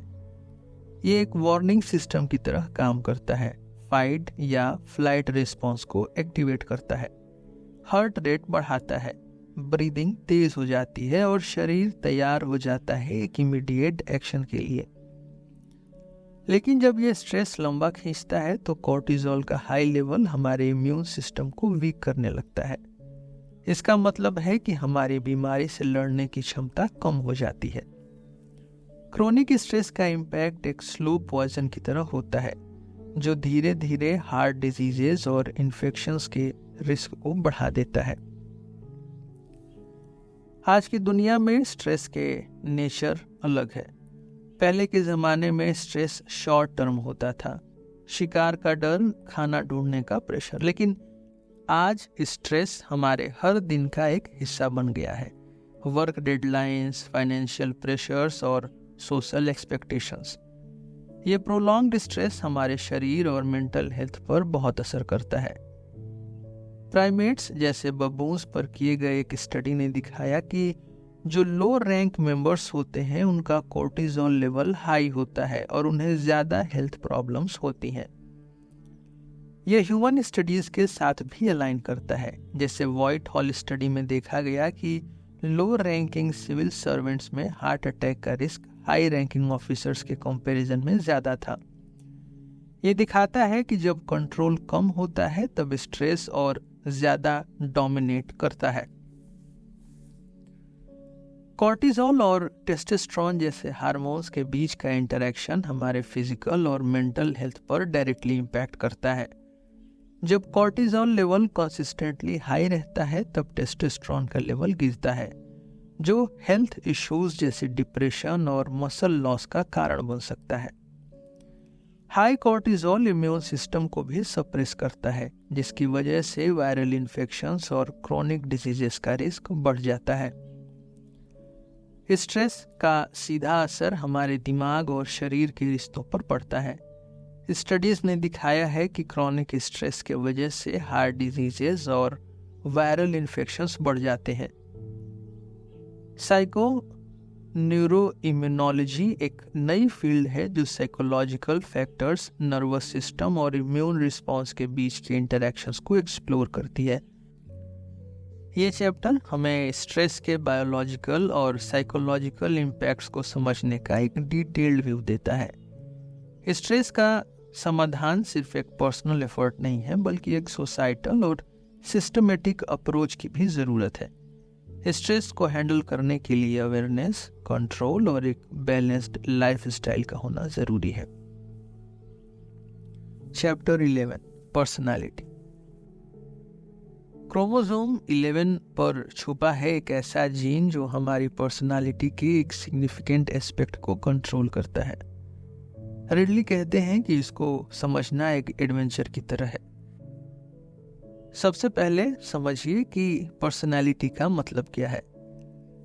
ये एक इंसान की यूनिक और इनेट क्वालिटीज़ को दिखाती हैं। ये क्वालिटीज़ यूनिवर्सल भी हो सकती हैं, जैसे स्ट्रेस का एक्सपीरियंस, और इंडिविजुअल भी, जैसे किसी का काम होना या बहुत ही ज़्यादा एनर्जेटिक होना। कुछ लोग नेचुरली रिस्क टेकिंग होते हैं और कुछ लोग कॉशियस। ये सब जीनोम का ही खेल है, जो एक तरफ कॉमनैलिटी प्रोवाइड करता है और दूसरी तरफ यूनिकनेस। अब बात करते हैं क्रोमोसोम 11 पर मौजूद D4DR जीन की। ये जीन एक डोपामिन रिसेप्टर का कोड करता है, जो ब्रेन के स्पेसिफिक रीजन्स में एक्टिव होता है। डोपामिन एक न्यूरोट्रांसमीटर ब्रेन के न्यूरॉन्स के बीच सिग्नल्स भेजने में मदद करता है। जब D4DR रिसेप्टर डोपामिन को डिटेक्ट करता है तो एक नई इलेक्ट्रिकल सिग्नल जनरेट होती है। ये साइकिल हमारे ब्रेन के बहुत सारे कॉम्प्लेक्स फंक्शंस को रेगुलेट करता है, चाहे वो मोटिवेशन हो या रिवॉर्ड सीकिंग बिहेवियर। अगर डोपामिन का शॉर्टेज हो तो इंसान लेथार्जिक और अनमोटिवेटेड हो सकता है। एक्सट्रीम केसेस में ये पार्किंसंस डिजीज का कारण भी बन सकता है। और अगर डोपामिन ज़्यादा हो जाए तो इंसान इम्पल्सिव और हाईली एक्सप्लोरेटरी हो सकता है। रिचर्ड एप्स्टीन के एक रिसर्च में ये पता चला कि D4DR जीन का एक वेरिएंट नोवेलिटी सीकिंग बिहेवियर से जुड़ा हुआ है। इसका मतलब है कि अगर आपका D4DR रिसेप्टर डोपामिन के सिग्नल्स के लिए लो सेंसिटिविटी रखता है तो आप थ्रिल सीकिंग या एडवेंचरस हो सकते हैं। इस जीन के बड़े वेरिएशंस होने पर इंसान का बिहेवियर और भी कॉम्प्लेक्स हो जाता है। कुछ लोग हाई स्ट्रेस सिचुएशंस में ज़्यादा एक्टिव हो जाते हैं, जबकि कुछ लोग अवॉइडेंट हो जाते हैं। ये जेनेटिक्स का एक और फैसिनेटिंग पहलू है। डोपामिन के अलावा सेरोटोनिन और नेरोपाइनेफ्रिन जैसे मोनोअमीन्स भी पर्सनैलिटी को अफेक्ट करते हैं। सेरोटोनिन लेवल्स अगर ज़्यादा हो तो इंसान ऑब्सेसिव और कंपल्सिव हो सकता है। Norepinephrine on the other hand alertness और फियर रिस्पॉन्सेस को ट्रिगर करता है। ये केमिकल्स हमारे डेली डिसीजन मेकिंग और इंटरैक्शंस को साइलेंटली इन्फ्लुएंस करते हैं। रिडली एक और इंटरेस्टिंग पॉइंट उठाते हैं नेचर और नर्चर के बीच के बैलेंस को। जेनेटिक प्रीडिस्पोजिशंस ज़रूरी होती हैं, लेकिन इन्वायरमेंट का इम्पैक्ट भी इक्वली सिग्निफिकेंट है। एक शाय बच्चे को कॉन्फिडेंट पेरेंट्स के साथ रहते हुए अपनी इन्नेट शाइनेस को ओवरकम करने का चांस मिलता है। पेरेंटिंग और पीयर इन्फ्लुएंस का ये खेल हमेशा एक डायनेमिक और चेंजिंग इक्वेशन बनाता है। तो ये थी कहानी हमारे पर्सनालिटी की, जो एक तरफ जेनेटिक है और दूसरी तरफ इन्वायरमेंट से इन्फ्लुएंस भी होती है। D4DR और डोपामिन रिसेप्टर्स के इंटरैक्शन से लेकर सेरोटोनिन और नेरोपाइनफ्रिन के असर तक हर एक कंपोनेंट एक लार्जर कैनवस का हिस्सा है। Chapter 12 self assembly. रिडली इस चैप्टर में जीनोम की एक और अद्भुत पहेली को समझाने की कोशिश करते हैं, एक फर्टिलाइज्ड एग का सेल्फ असेंबली प्रोसेस। जैसे आप एक बीज से पूरा पेड़ उगता देखते हैं, वैसे ही एक जाइगोट यानी फर्टिलाइज्ड एग अपने आप एक कॉम्प्लेक्स ऑर्गेनिज्म में बदल जाता है। इस जर्नी की कहानी क्रोमोसोम 12 के जीन्स के साथ जुड़ी हुई है, जिसमें सेल्फ असेंबली का राज छुपा है। एक फर्टिलाइज्ड एग में सिर्फ जेनेटिक इंफॉर्मेशन ही नहीं होती, बल्कि एक पूरा ब्लूप्रिंट होता है जो बॉडी के डेवलपमेंट को गाइड करता है।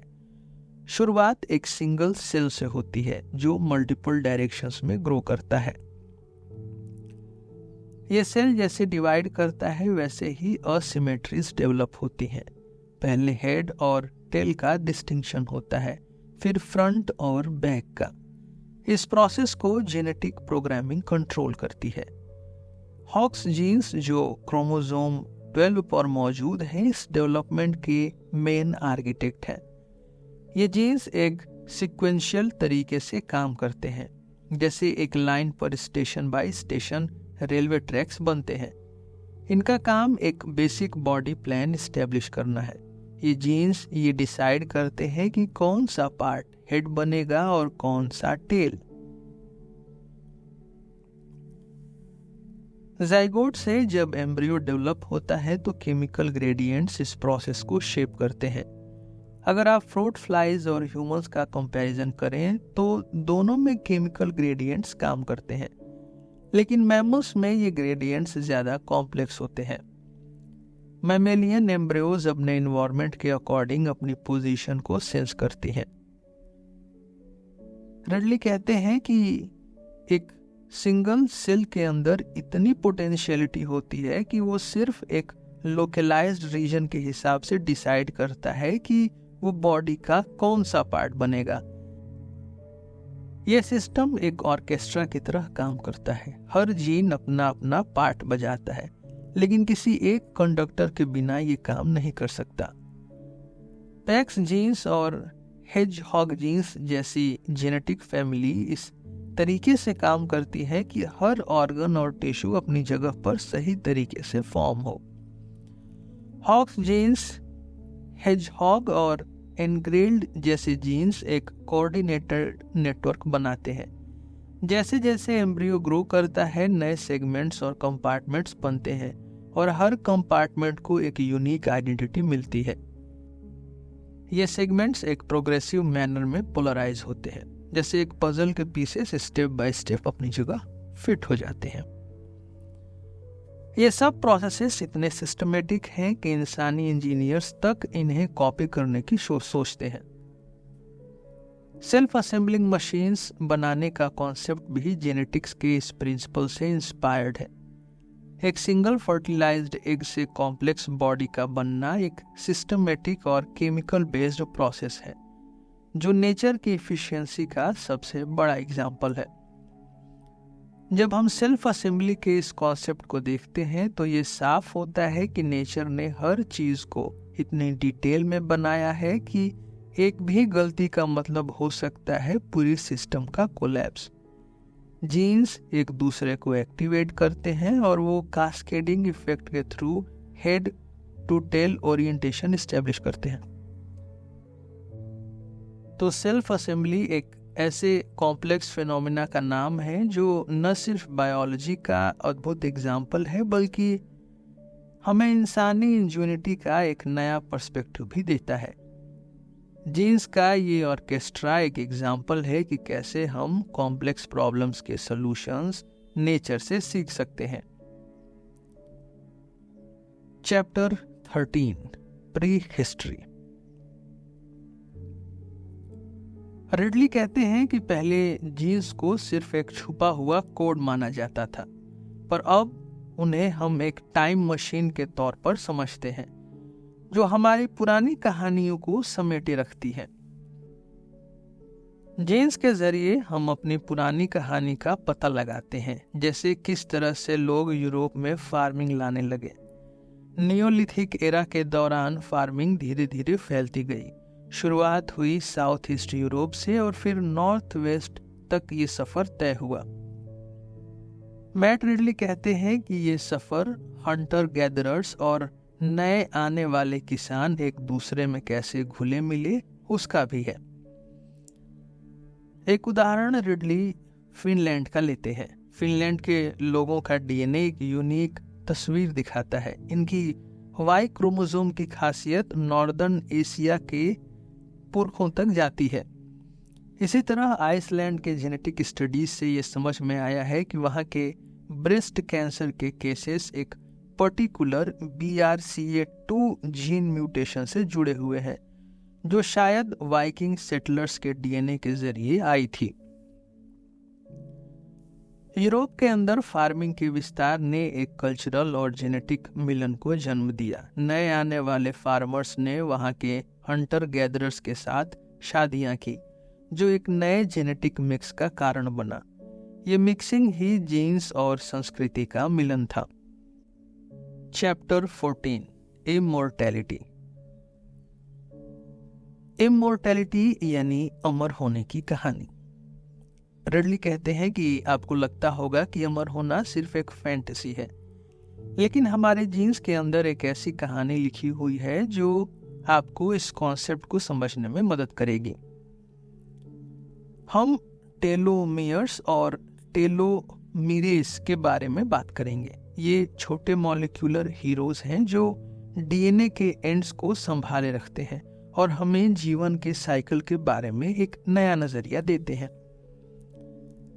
सबसे पहले बात करते हैं जीन्स की, जो एक अनब्रोकन चेन की तरह काम करते हैं। ये जीन्स हमारे एंसेस्टर्स से लेकर हम तक पहुंचते हैं और अब हमसे अगले जनरेशन में ट्रांसफर होते रहेंगे। ये एक ऐसे बायोलॉजिकल साइकिल का पार्ट है जो बिलियंस ऑफ ईयर से चल रहा है। जीन्स के अंदर हर इंसान की एक लेगेसी छुपी होती है जो नेचर के इस सफर को आगे बढ़ाता है। लेकिन हर सेल इमॉर्टल नहीं होता। एक सेल के अंदर एक बायोलॉजिकल क्लॉक होती है जो उसके लाइफ स्पैन को डिफाइन करती है। इस क्लॉक का सीक्रेट छुपा है टेलोमियर्स में। आपके डीएनए के एंड पर एक स्पेशल प्रोटेक्टिव कैप होती है जिसे टेलोमियर्स या टेलोमर्स कहते हैं। जब भी एक सेल डिवाइड करता है, टेलोमियर्स थोड़े छोटे हो जाते हैं। ये कैप्स इसलिए जरूरी हैं क्योंकि ये डीएनए को प्रिजर्व करते हैं और डैमेज होने से बचाते हैं। जब टेलोमियर्स खत्म हो जाते हैं तब सेल अपना डिवाइड करना बंद कर देते हैं और मर जाते हैं। ये प्रोसेस एजिंग के कोर में होती है। अगर टेलोमियर्स को छोटा होने से रोका जा सके तो सेल्स के मरने का प्रोसेस डिले किया जा सकता है और इसी पॉइंट पर टेलोमेरेज आता है। टेलोमेरेज एक एंजाइम है जो टेलोमियर्स को रिपेयर करता है और उन्हें रीस्टार्ट करता है।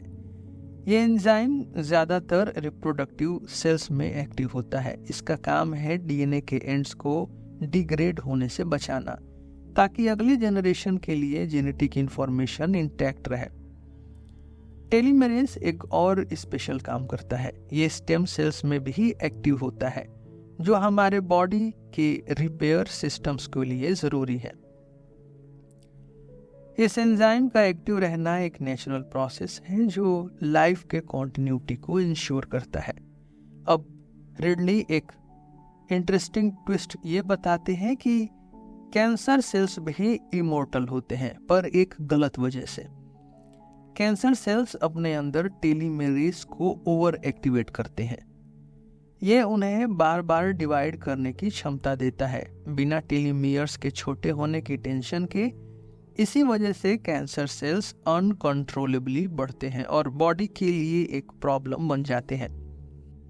एक एग्जाम्पल रिडली लेते हैं हेला सेल्स का, जो हेनरिटा लैक्स के सेल से डिराइव किए गए थे। ये सेल्स 1951 में एक्सट्रैक्ट किए गए थे और आज तक लेबोरेटरी में ग्रो हो रहे हैं। हेला सेल्स एक इमोर्टल सेल लाइन कहलाते हैं क्योंकि इनके अंदर टेलोमेरेज हमेशा एक्टिव रहता है। अब सवाल ये उठता है कि टेलोमेरेज का उपयोग इंसानों के लिए कैसे किया जा सकता है।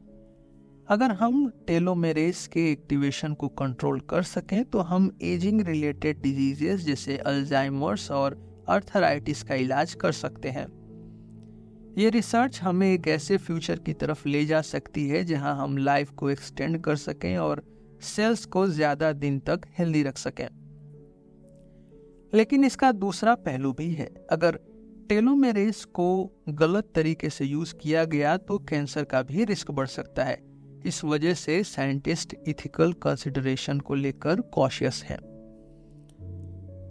रिडली बताते हैं कि टेलोमेरेज रिसर्च के साथ कुछ इथिकल चैलेंजेस भी आते हैं। अगर हमें एक दिन एजिंग को स्लो करना या स्टॉप करना आ जाए तो क्या ये फेयर होगा? क्या नेचर के रूल्स के खिलाफ नहीं होगा? और सबसे बड़ा सवाल, क्या ये टेक्नोलॉजी सब लोगों के लिए एक्सेसिबल होगी या सिर्फ कुछ प्रिविलेज्ड रिच लोगों के लिए? साइंस और इथिक्स का ये बैलेंसिंग एक्ट हमेशा रिसर्च का एक इंटीग्रल पार्ट रहा है। इस वजह से टेलोमेरेज रिसर्च एक एक्साइटिंग और रिस्पॉन्सिबल जर्नी है। तो टेलोमियर्स और टेलोमेरेज एक बायोलॉजिकल टाइम कीपर और रिपेयर मैकेनिज्म की तरह काम करते हैं। ये हमें एजिंग और इमोर्टेलिटी के कॉन्सेप्ट्स को समझने का एक नया तरीका देते हैं। लेकिन जहां एक तरफ ये हमें लॉन्गर लाइफ का सपना दे रहे हैं, वहीं कैंसर जैसे डिजीजेस के रिस्क हमें कॉशन की याद दिलाते हैं।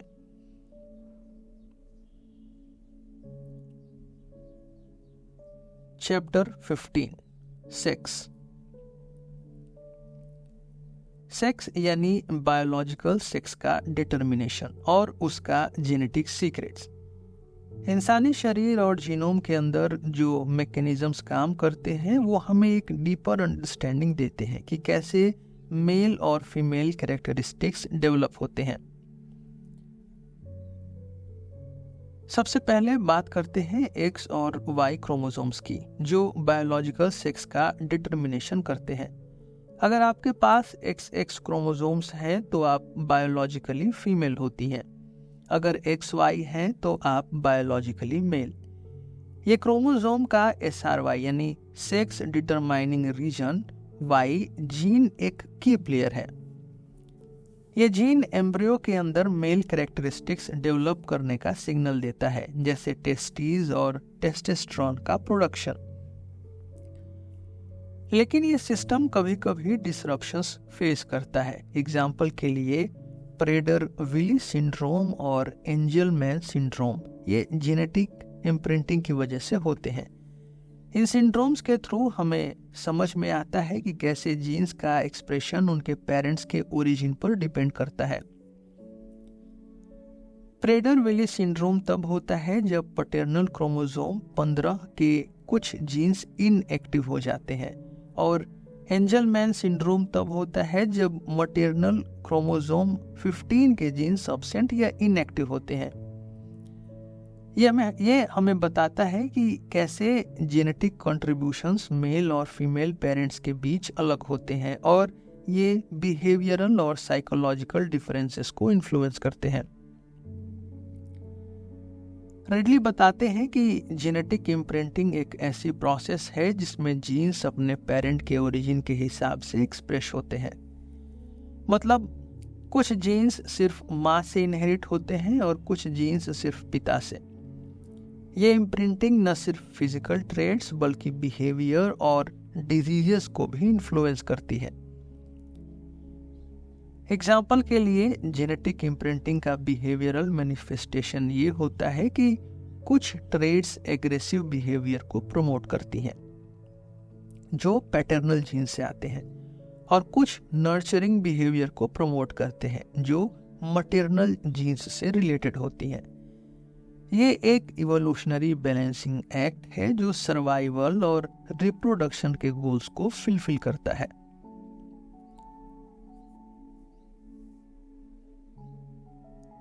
सेक्स क्रोमोसोम्स के बीच एक इवोल्यूशनरी लड़ाई हमेशा चलती रहती है।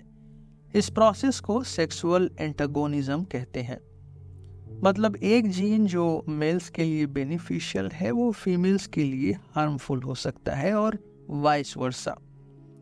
ये एंटागोनिज्म जीन इवोल्यूशन को ड्राइव करता है। एग्जाम्पल के लिए एक्स क्रोमोसोम पर कुछ जीन्स होती हैं जो फीमेल रिप्रोडक्शन को प्रमोट करती हैं, लेकिन मेल्स के लिए डेट्रीमेंटल हो सकती है।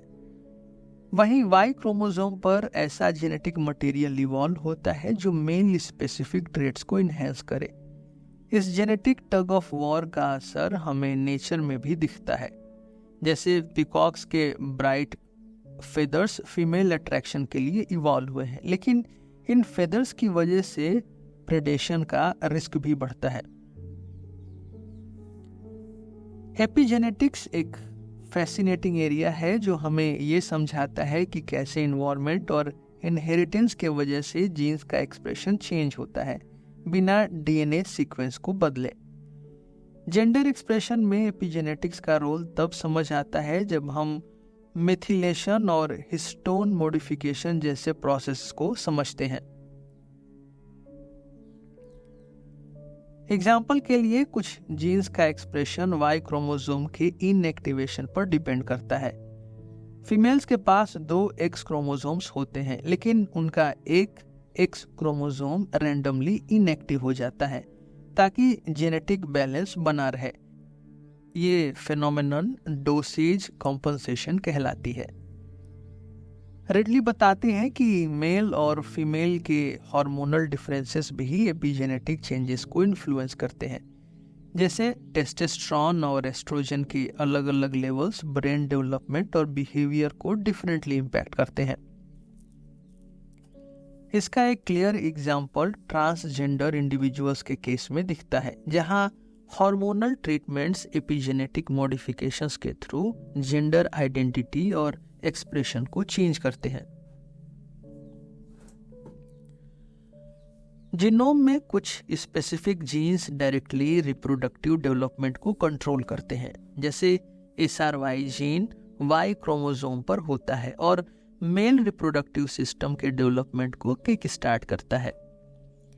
वहीं फीमेल में DAX1 जीन एक्स क्रोमोसोम पर होता है। ये एक काउंटर बैलेंस करता है जो मेल ट्रेट्स को सप्रेस करता है।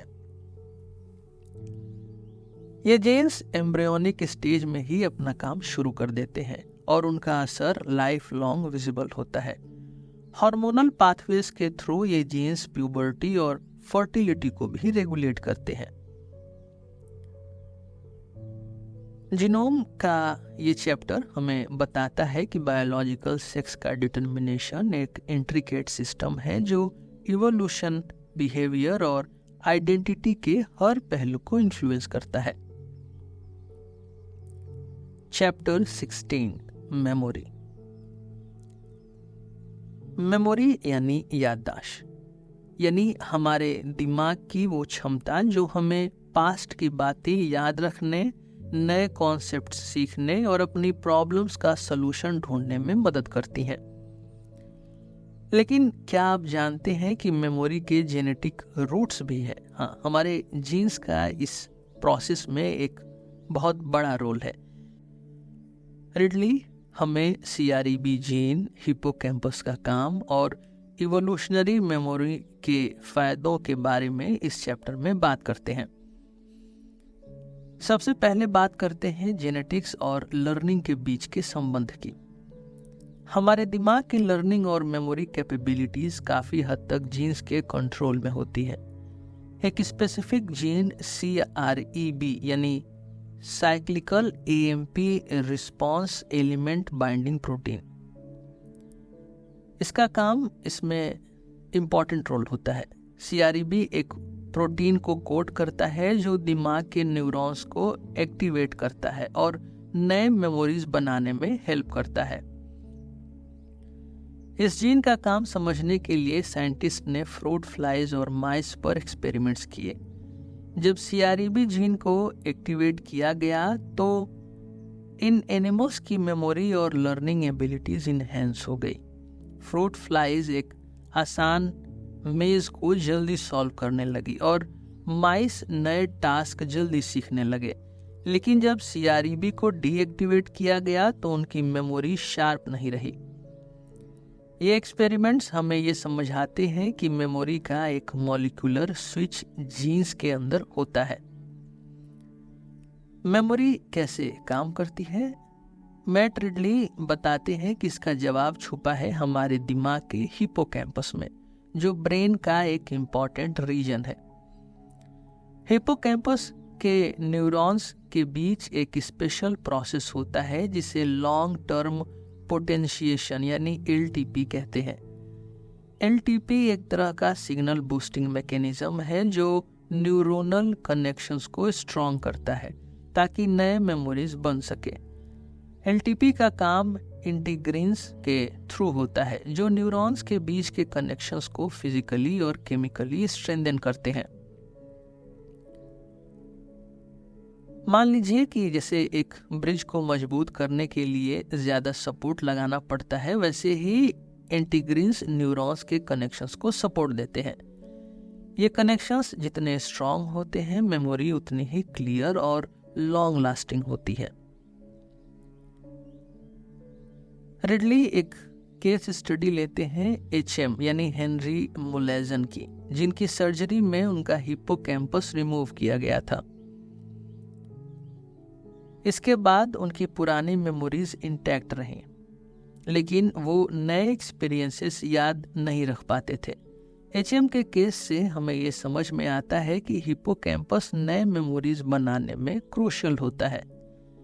एक और केस NA का है, जिनके दिमाग में एक स्पेसिफिक इंजरी के बाद सिमिलर मेमोरी का लॉस हुआ था।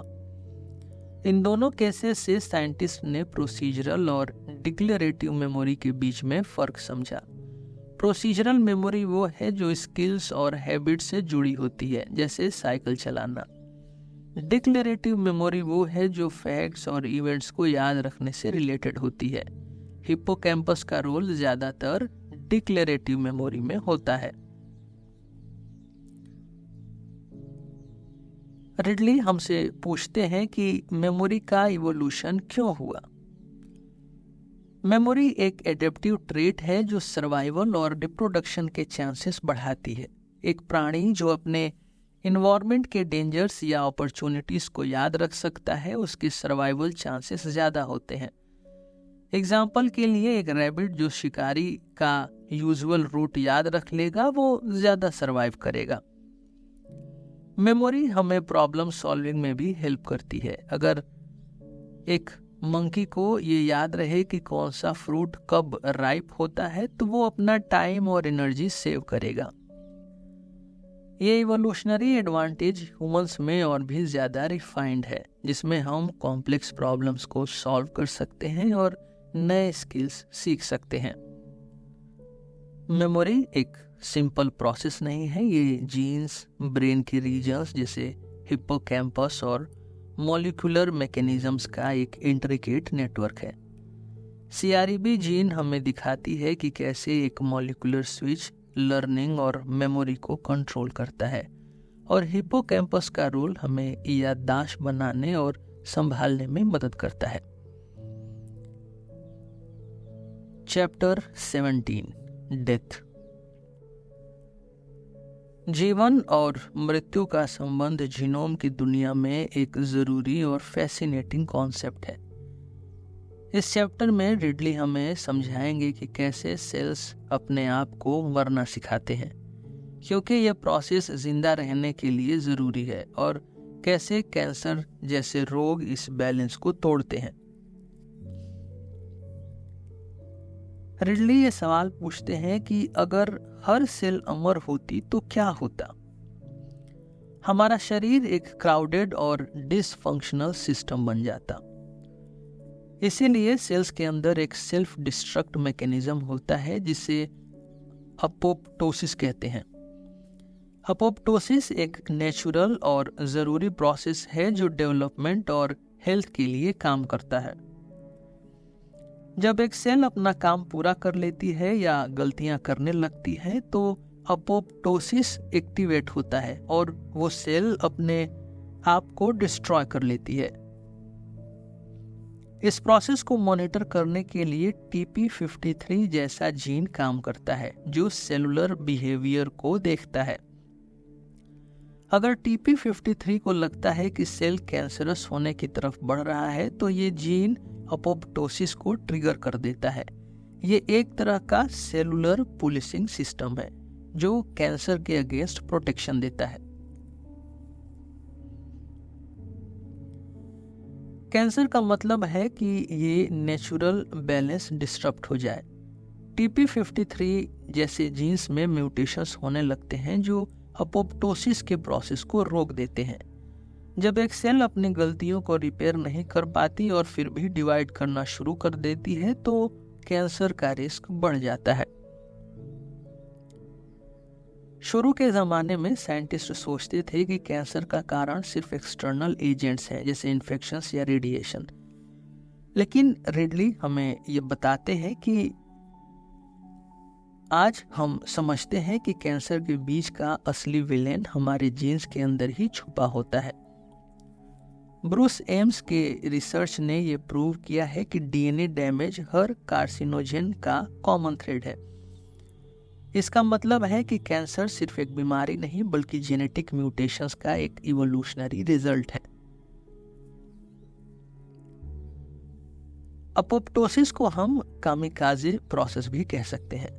आपने कामिकाजे पायलट्स के बारे में सुना होगा जो अपनी जिंदगी सेल्फ सैक्रिफाइस करते हैं किसी बड़े मिशन के लिए। अपोप्टोसिस में भी सेल्स अपने आप को सेल्फ डिस्ट्रक्ट करते हैं ताकि ऑर्गेनिज्म का सर्वाइवल हो सके। यह self sacrificial process defective immune cells और मैल फंक्शनिंग न्यूरॉन्स को रिमूव करने में मदद करता है।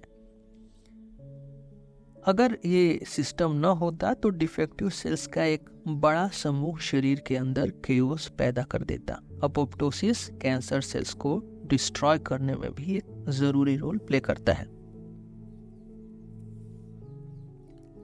मैट रिडली अब सवाल उठाते हैं कि अगर अपोप्टोसिस इतना इफेक्टिव है तो फिर भी हम सब क्यों मरते हैं। इसका जवाब इवोल्यूशनरी बायोलॉजी देती है। रिडली कहते हैं कि डेथ सिर्फ एक इंडिविजुअल का एंड नहीं है, ये एक लार्जर मैकेनिज्म का हिस्सा है जो स्पीसीज की लॉन्जिविटी को इंश्योर करता है।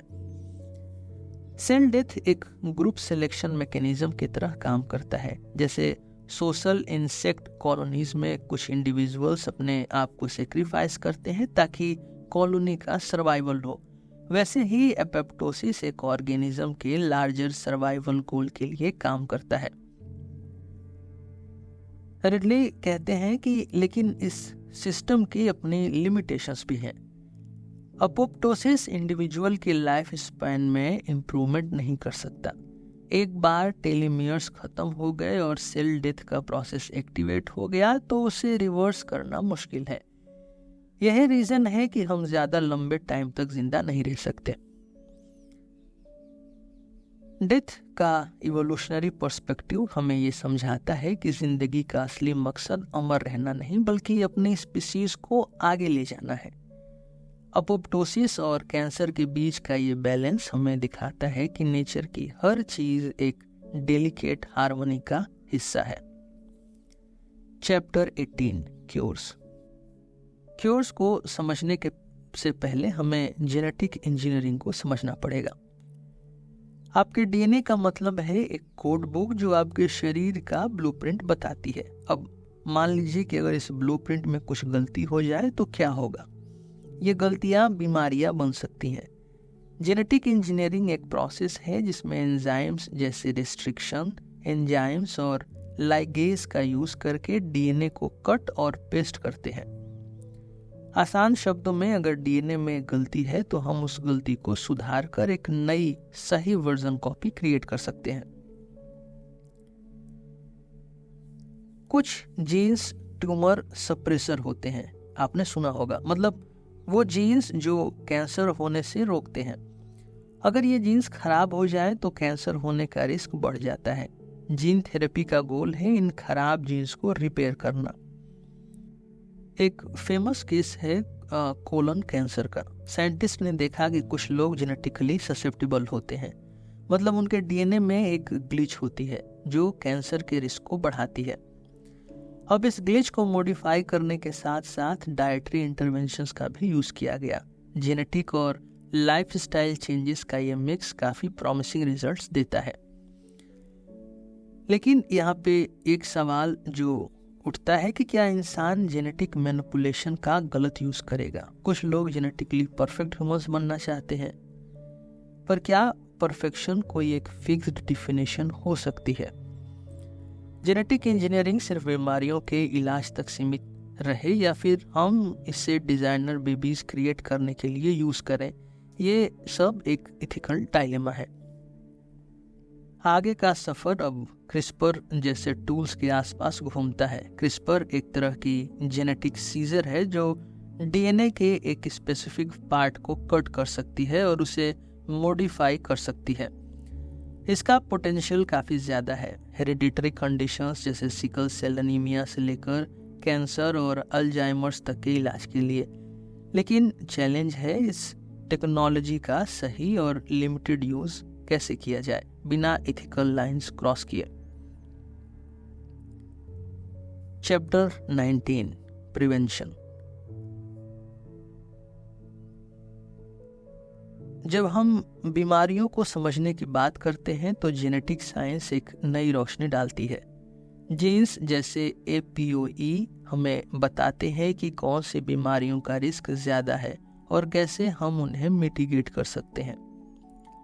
अल्जाइमर्स डिजीज और कोरोनरी हार्ट डिजीज जैसे कंडीशंस जेनेटिक मार्कर्स के थ्रू समझना आज के समय में एक बड़ी डिस्कवरी है। अपोए जीन के अलग अलग वेरिएंट्स जैसे E2, E3 और E4 हमें बताते हैं कि कैसे हमारी जेनेटिक प्रीडिस्पोजिशन हमारे हेल्थ आउटकम्स को अफेक्ट करते हैं। E4 variant for instance Alzheimer's के रिस्क को काफ़ी ज़्यादा बढ़ाता है, जबकि E3 और E2 रिस्क को कम करता है। कोलेस्ट्रॉल का रोल हमारे शरीर में बहुत इंपॉर्टेंट है। अपोलिपोप्रोटीन्स जैसे अपोए और अपोब का काम कोलेस्ट्रॉल और ट्राइग्लिसराइड्स के सेल्स तक पहुंचाना होता है। लेकिन अगर ये जीन्स सही तरीके से काम न करें तो LDL यानी बैड कोलेस्ट्रॉल बढ़ जाता है और आर्टरीज में ब्लॉकेज क्रिएट कर देता है, जो हार्ट डिजीज का कारण बनता है। जेनेटिक प्रीडिस्पोजिशंस जैसे फेमिलियल हाइपरकोलेस्ट्रेमिया काफ़ी बार LDL रिसेप्टर्स में म्यूटेशंस के वजह से होती है। जेनेटिक स्क्रीनिंग से हम उन लोगों को पहचान सकते हैं जिनको हाई कोलेस्ट्रॉल का रिस्क है और उनके लिए पर्सनलाइज्ड इंटरवेंशन दे सकते हैं, जैसे डाइट और एक्सरसाइज प्लान्स। अल्जाइमर्स डिजीज का एक बड़ी हद तक जेनेटिक बेसिस है। रिडली कहते हैं कि APOE4 वेरिएंट अल्जाइमर्स के रिस्क को काफ़ी ज़्यादा बढ़ाता है, खासकर उन लोगों के लिए जिनके पास 2 कॉपीज E4 की हैं।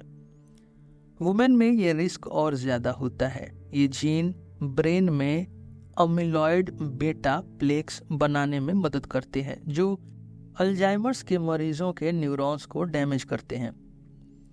जेनेटिक टेस्टिंग से हमें ये समझने में मदद मिलती है कि किस तरह के इंडिविजुअल्स को इस बीमारी का ज़्यादा खतरा हो सकता है।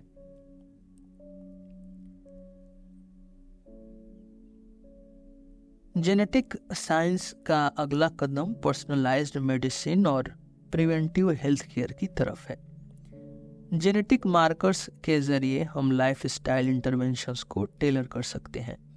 एक सिंपल जेनेटिक टेस्ट से पता लगाया जा सकता है कि कौन लोग फैटी फूड से दूर रहें या कौन से लोग एक्सरसाइज रूटीन्स में ज़्यादा इन्वेस्ट करें। पब्लिक हेल्थ और जेनेटिक्स का इंटीग्रेशन एक ऐसे फ्यूचर की तरफ ले जा रहा है जहां बीमारियों को होने से पहले ही रोका जा सके। लाइफस्टाइल चेंजेस जैसे हेल्दी ईटिंग और रेगुलर एक्सरसाइज जेनेटिक प्रीडिस्पोजिशन के इफेक्ट्स को मिटिगेट कर सकती है, जो कि प्रिवेंशन का एक पावरफुल टूल है। Chapter 20 politics. जेनेटिक रिसर्च जो पहले सिर्फ लेबोरेटरीज तक सीमित था, अब सोसाइटल और पॉलिटिकल डिबेट्स का एक हिस्सा बन गया है। साइंस और पॉलिटिक्स का मिलन तब होता है जब डिस्कवरीज सोसाइटी को डायरेक्टली इम्पैक्ट करती हैं।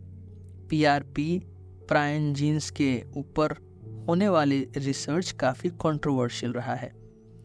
प्रायन्स जो एक तरह के प्रोटीन्स हैं, डीएनए और आरएनए के बिना ही रेप्लिकेट करते हैं। ये डिस्कवरी पूरी बायोलॉजी की सोच को बदल देती है। एक तरह से प्रायन्स का कॉन्सेप्ट बायोलॉजिकल रूल्स के खिलाफ लगता है और इसी वजह से साइंस और पॉलिसी मेकिंग में डिबेट्स होने लगती है। प्रायन्स डिजीजेस जैसे स्क्रैपी इन शीप्स ने इस डिस्कशन को और ज़्यादा इग्नाइट कर दिया। आज जेनेटिक इंजीनियरिंग एक हॉट टॉपिक है, लेकिन इसका बेस पुराना है। 20th सेंचुरी की शुरुआत में यूजेनिक्स का कॉन्सेप्ट आया, जिसमें सोचा गया कि जेनेटिक क्वालिटी को आर्टिफिशियली इम्प्रूव किया जा सकता है। गवर्नमेंट्स ने कई पॉलिसीज बनाई जो जेनेटिक डाइवर्सिटी के खिलाफ थीं, जैसे फोर्स्ड स्टरलाइजेशन। लेकिन जैसे जैसे समय आगे बढ़ा, साइंस और एथिक्स का बैलेंस स्टेब्लिश करना जरूरी हो गया। जेनेटिक रिसर्च के रेगुलेटरी फ्रेमवर्क्स को बनाने के लिए गवर्नमेंट्स और साइंटिफिक कम्युनिटीज ने मिलकर काम किया। आपने सुना होगा कि सिलेक्टिव ब्रीडिंग का यूज लाइव स्टॉक के बेटर ट्रेड्स के लिए किया जाता है, लेकिन हर एक्सपेरिमेंट सक्सेसफुल नहीं होता। स्क्रैपी एक न्यूरोलॉजिकल डिजीज जो शीप को इम्पैक्ट करती है, भेड़ों को, इसी सिलेक्टिव ब्रीडिंग का अनइंटेंडेड रिजल्ट था। इसका समाधान ढूंढने के लिए जेनेटिक रिसर्च शुरू हुई और ये प्रायन डिजीजेस का एक पहला एग्जाम्पल बन गया। ये केस स्टडी हमें ये सिखाती है कि जेनेटिक इंटरवेंशंस के फायदे के साथ रिस्क भी बहुत होते हैं और पॉलिसी मेकिंग में इन रिस्क का ध्यान रखना जरूरी है। अब सवाल उठता है कि जेनेटिक डेटा का मालिक कौन है। जैसे जैसे जेनेटिक टेस्टिंग पॉपुलर हो रही है, वैसे वैसे प्राइवेसी कंसर्न्स बढ़ने लगते हैं। अगर किसी का डीएनए डेटा किसी इंश्योरेंस कंपनी के पास चला जाए तो उसका मिसयूज हो सकता है। जेनेटिक ओनरशिप के एडवोकेट्स कहते हैं कि हर व्यक्ति का डीएनए उसका प्राइवेट डेटा होना चाहिए और उसका कंसेंट बिना डेटा का यूज नहीं होना चाहिए। गवर्नमेंट्स को जेनेटिक टेस्टिंग पॉलिसीज पर स्ट्रिक्ट गाइडलाइंस बनानी चाहिए ताकि पब्लिक का ट्रस्ट बना रहे। प्राइवेसी और ट्रांसपेरेंसी के बीच का ये बैलेंस साइंस और पॉलिटिक्स के बीच एक नई टेंशन क्रिएट करता है। चैप्टर 21 यूजेनिक्स।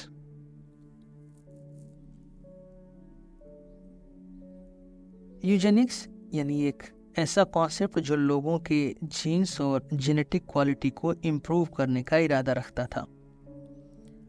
पर क्या ये सही था? क्या हम जीन्स को कंट्रोल करने के लिए कभी तैयार थे और क्या इसने इंसानी एथिक्स को तोड़ दिया?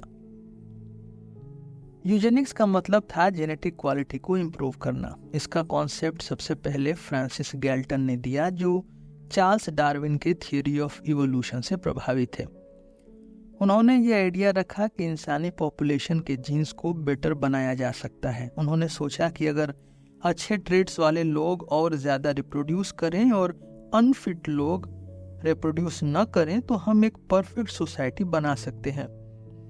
गैल्टन के लिए ये एक साइंस थी, पर असल में ये साइंस और पॉलिटिक्स का मिक्स बन गया। 20th सेंचुरी में यूजेनिक्स एक मूवमेंट बन गया। अर्ली पॉलिसीज में फोर्स्ड स्टरलाइजेशन शामिल थे, जहां लोगों को उनकी इच्छा के बिना स्टरलाइज कर दिया गया ताकि उनके जीन्स अगले जनरेशन में न जाए। अमेरिका, यूरोप और कहीं कहीं इंडिया में भी ये पॉलिसीज चली। इमिग्रेशन लॉज भी इसी कॉन्सेप्ट पर बने कि अनडिजायरेबल जीन्स को रोका जाए। यूजेनिक्स के दो फॉर्म्स थे, पॉजिटिव यूजेनिक्स और नेगेटिव। पॉजिटिव जिसमें अच्छे जीन्स वाले लोगों को रिप्रोड्यूस करने के लिए इनकरेज किया गया, और नेगेटिव यूजेनिक्स जिसमें अनफिट लोगों को रिप्रोड्यूस करने से रोका गया। पर जो नाजी जर्मनी में हुआ उसने यूजेनिक्स को एक खतरनाक और अनइथिकल आइडिया साबित कर दिया।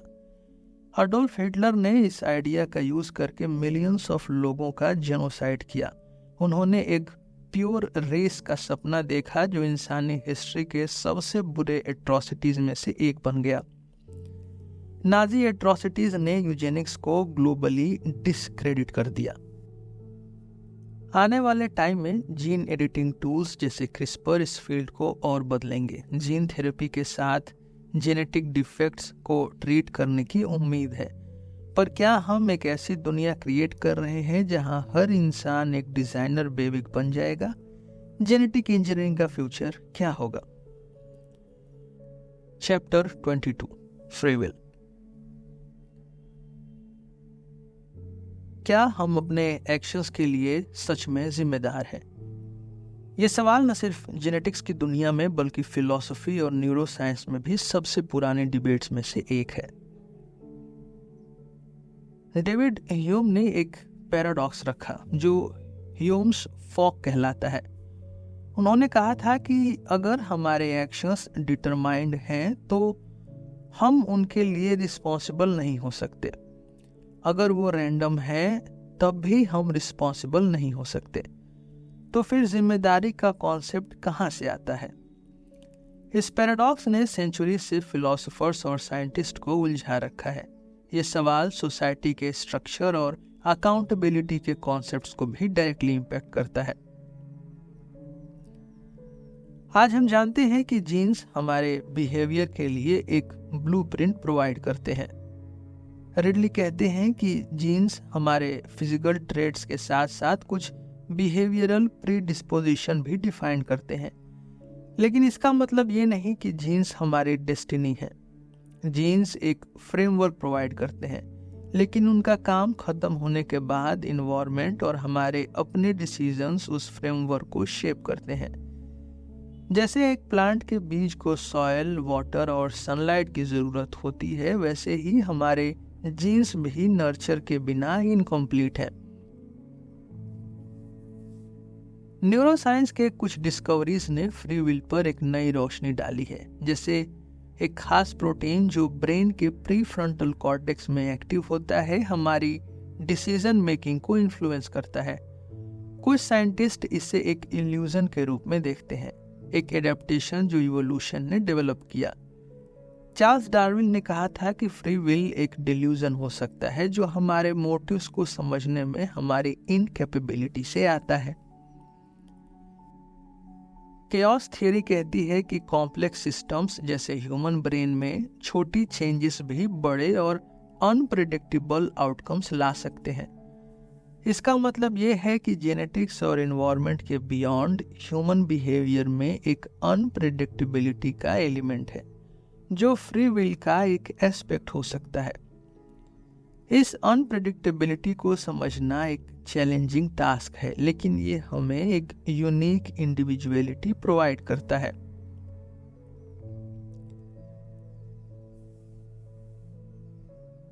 एक फैसिनेटिंग पर्सपेक्टिव ये है कि फ्रीडम का असली मतलब है सेल्फ डिटरमिन्ड होना, चाहे वो डिटर्मिनिज्म जेनेटिक हो या इन्वायरमेंटल। जैसे फिलोसोफर एजे आयर ने कहा, फ्रीडम का मतलब है एक्सटर्नल कंपल्सन से मुक्त होना, चाहे वो किसी भी सोर्स से आए। जीन्स हमें एक इंट्रिंसिक ओनरशिप देते हैं, एक सेल्फहुड जो एक्सटर्नल इन्फ्लुएंस से अलग होती है। फ्री विल का कॉन्सेप्ट एक कॉम्प्लेक्स इंटरप्ले है जेनेटिक्स, एनवायरनमेंट और इंडिविजुअल एजेंसी का। जो यूनिक कॉम्बिनेशन हर इंसान के पास होता है वो उन्हें एक सेल्फहुड प्रोवाइड करता है। जीन्स के रिजिड फ्रेमवर्क के बावजूद एनवायरनमेंट और अनप्रेडिक्टेबल न्यूरल डायनेमिक्स हमें एक एडेप्टिव एज देते हैं। आज हमने समझा कि हमारे जीन्स सिर्फ एक केमिकल स्ट्रक्चर नहीं है बल्कि एक कहानी है, एक ऑटोबायोग्राफी जो हमारी प्रजाति के इतिहास को बयान करती है।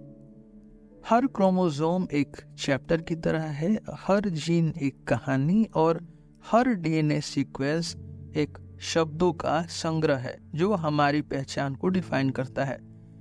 हमने देखा कि हर क्रोमोसोम एक अलग एस्पेक्ट को रिप्रेजेंट करता है, जिंदगी का महत्व, प्रजाति का विकास और व्यक्ति के व्यक्तित्व तक। हमने जाना कि जीन्स कैसे हमारी पर्सनैलिटी, स्ट्रेस और हेल्थ को कंट्रोल करते हैं। ये एक मैजिक की तरह है जिसमें एक सिंपल न्यूक्लियोटाइड सीक्वेंस हमारे बिहेवियर, इंटेलिजेंस और इंस्टिंक्ट्स को शेप करता है। रिडली ने हमें टेलोमियर्स और इमॉर्टेलिटी के कॉन्सेप्ट्स को भी समझाया, जिसमें हमने देखा कि क्यों कुछ सेल्स अमर लगते हैं जैसे कैंसर सेल्स, और कैसे जेनेटिक्स इस ज्ञान को थेरेपी में बदल रही है। हमने ये भी देखा कि कैसे सेक्स क्रोमोसोम्स ने हमारी इवोल्यूशन को गाइड किया और कैसे जेनेटिक मेमोरी हमारे डिसीजन मेकिंग और लर्निंग को इम्पैक्ट करती है। डेथ के चैप्टर के माध्यम से रिडली ने हमें अपोप्टोसिस और कैंसर की बात करते हुए हमें बताया कि सेल्स का मरना भी जिंदगी के लिए ज़रूरी है।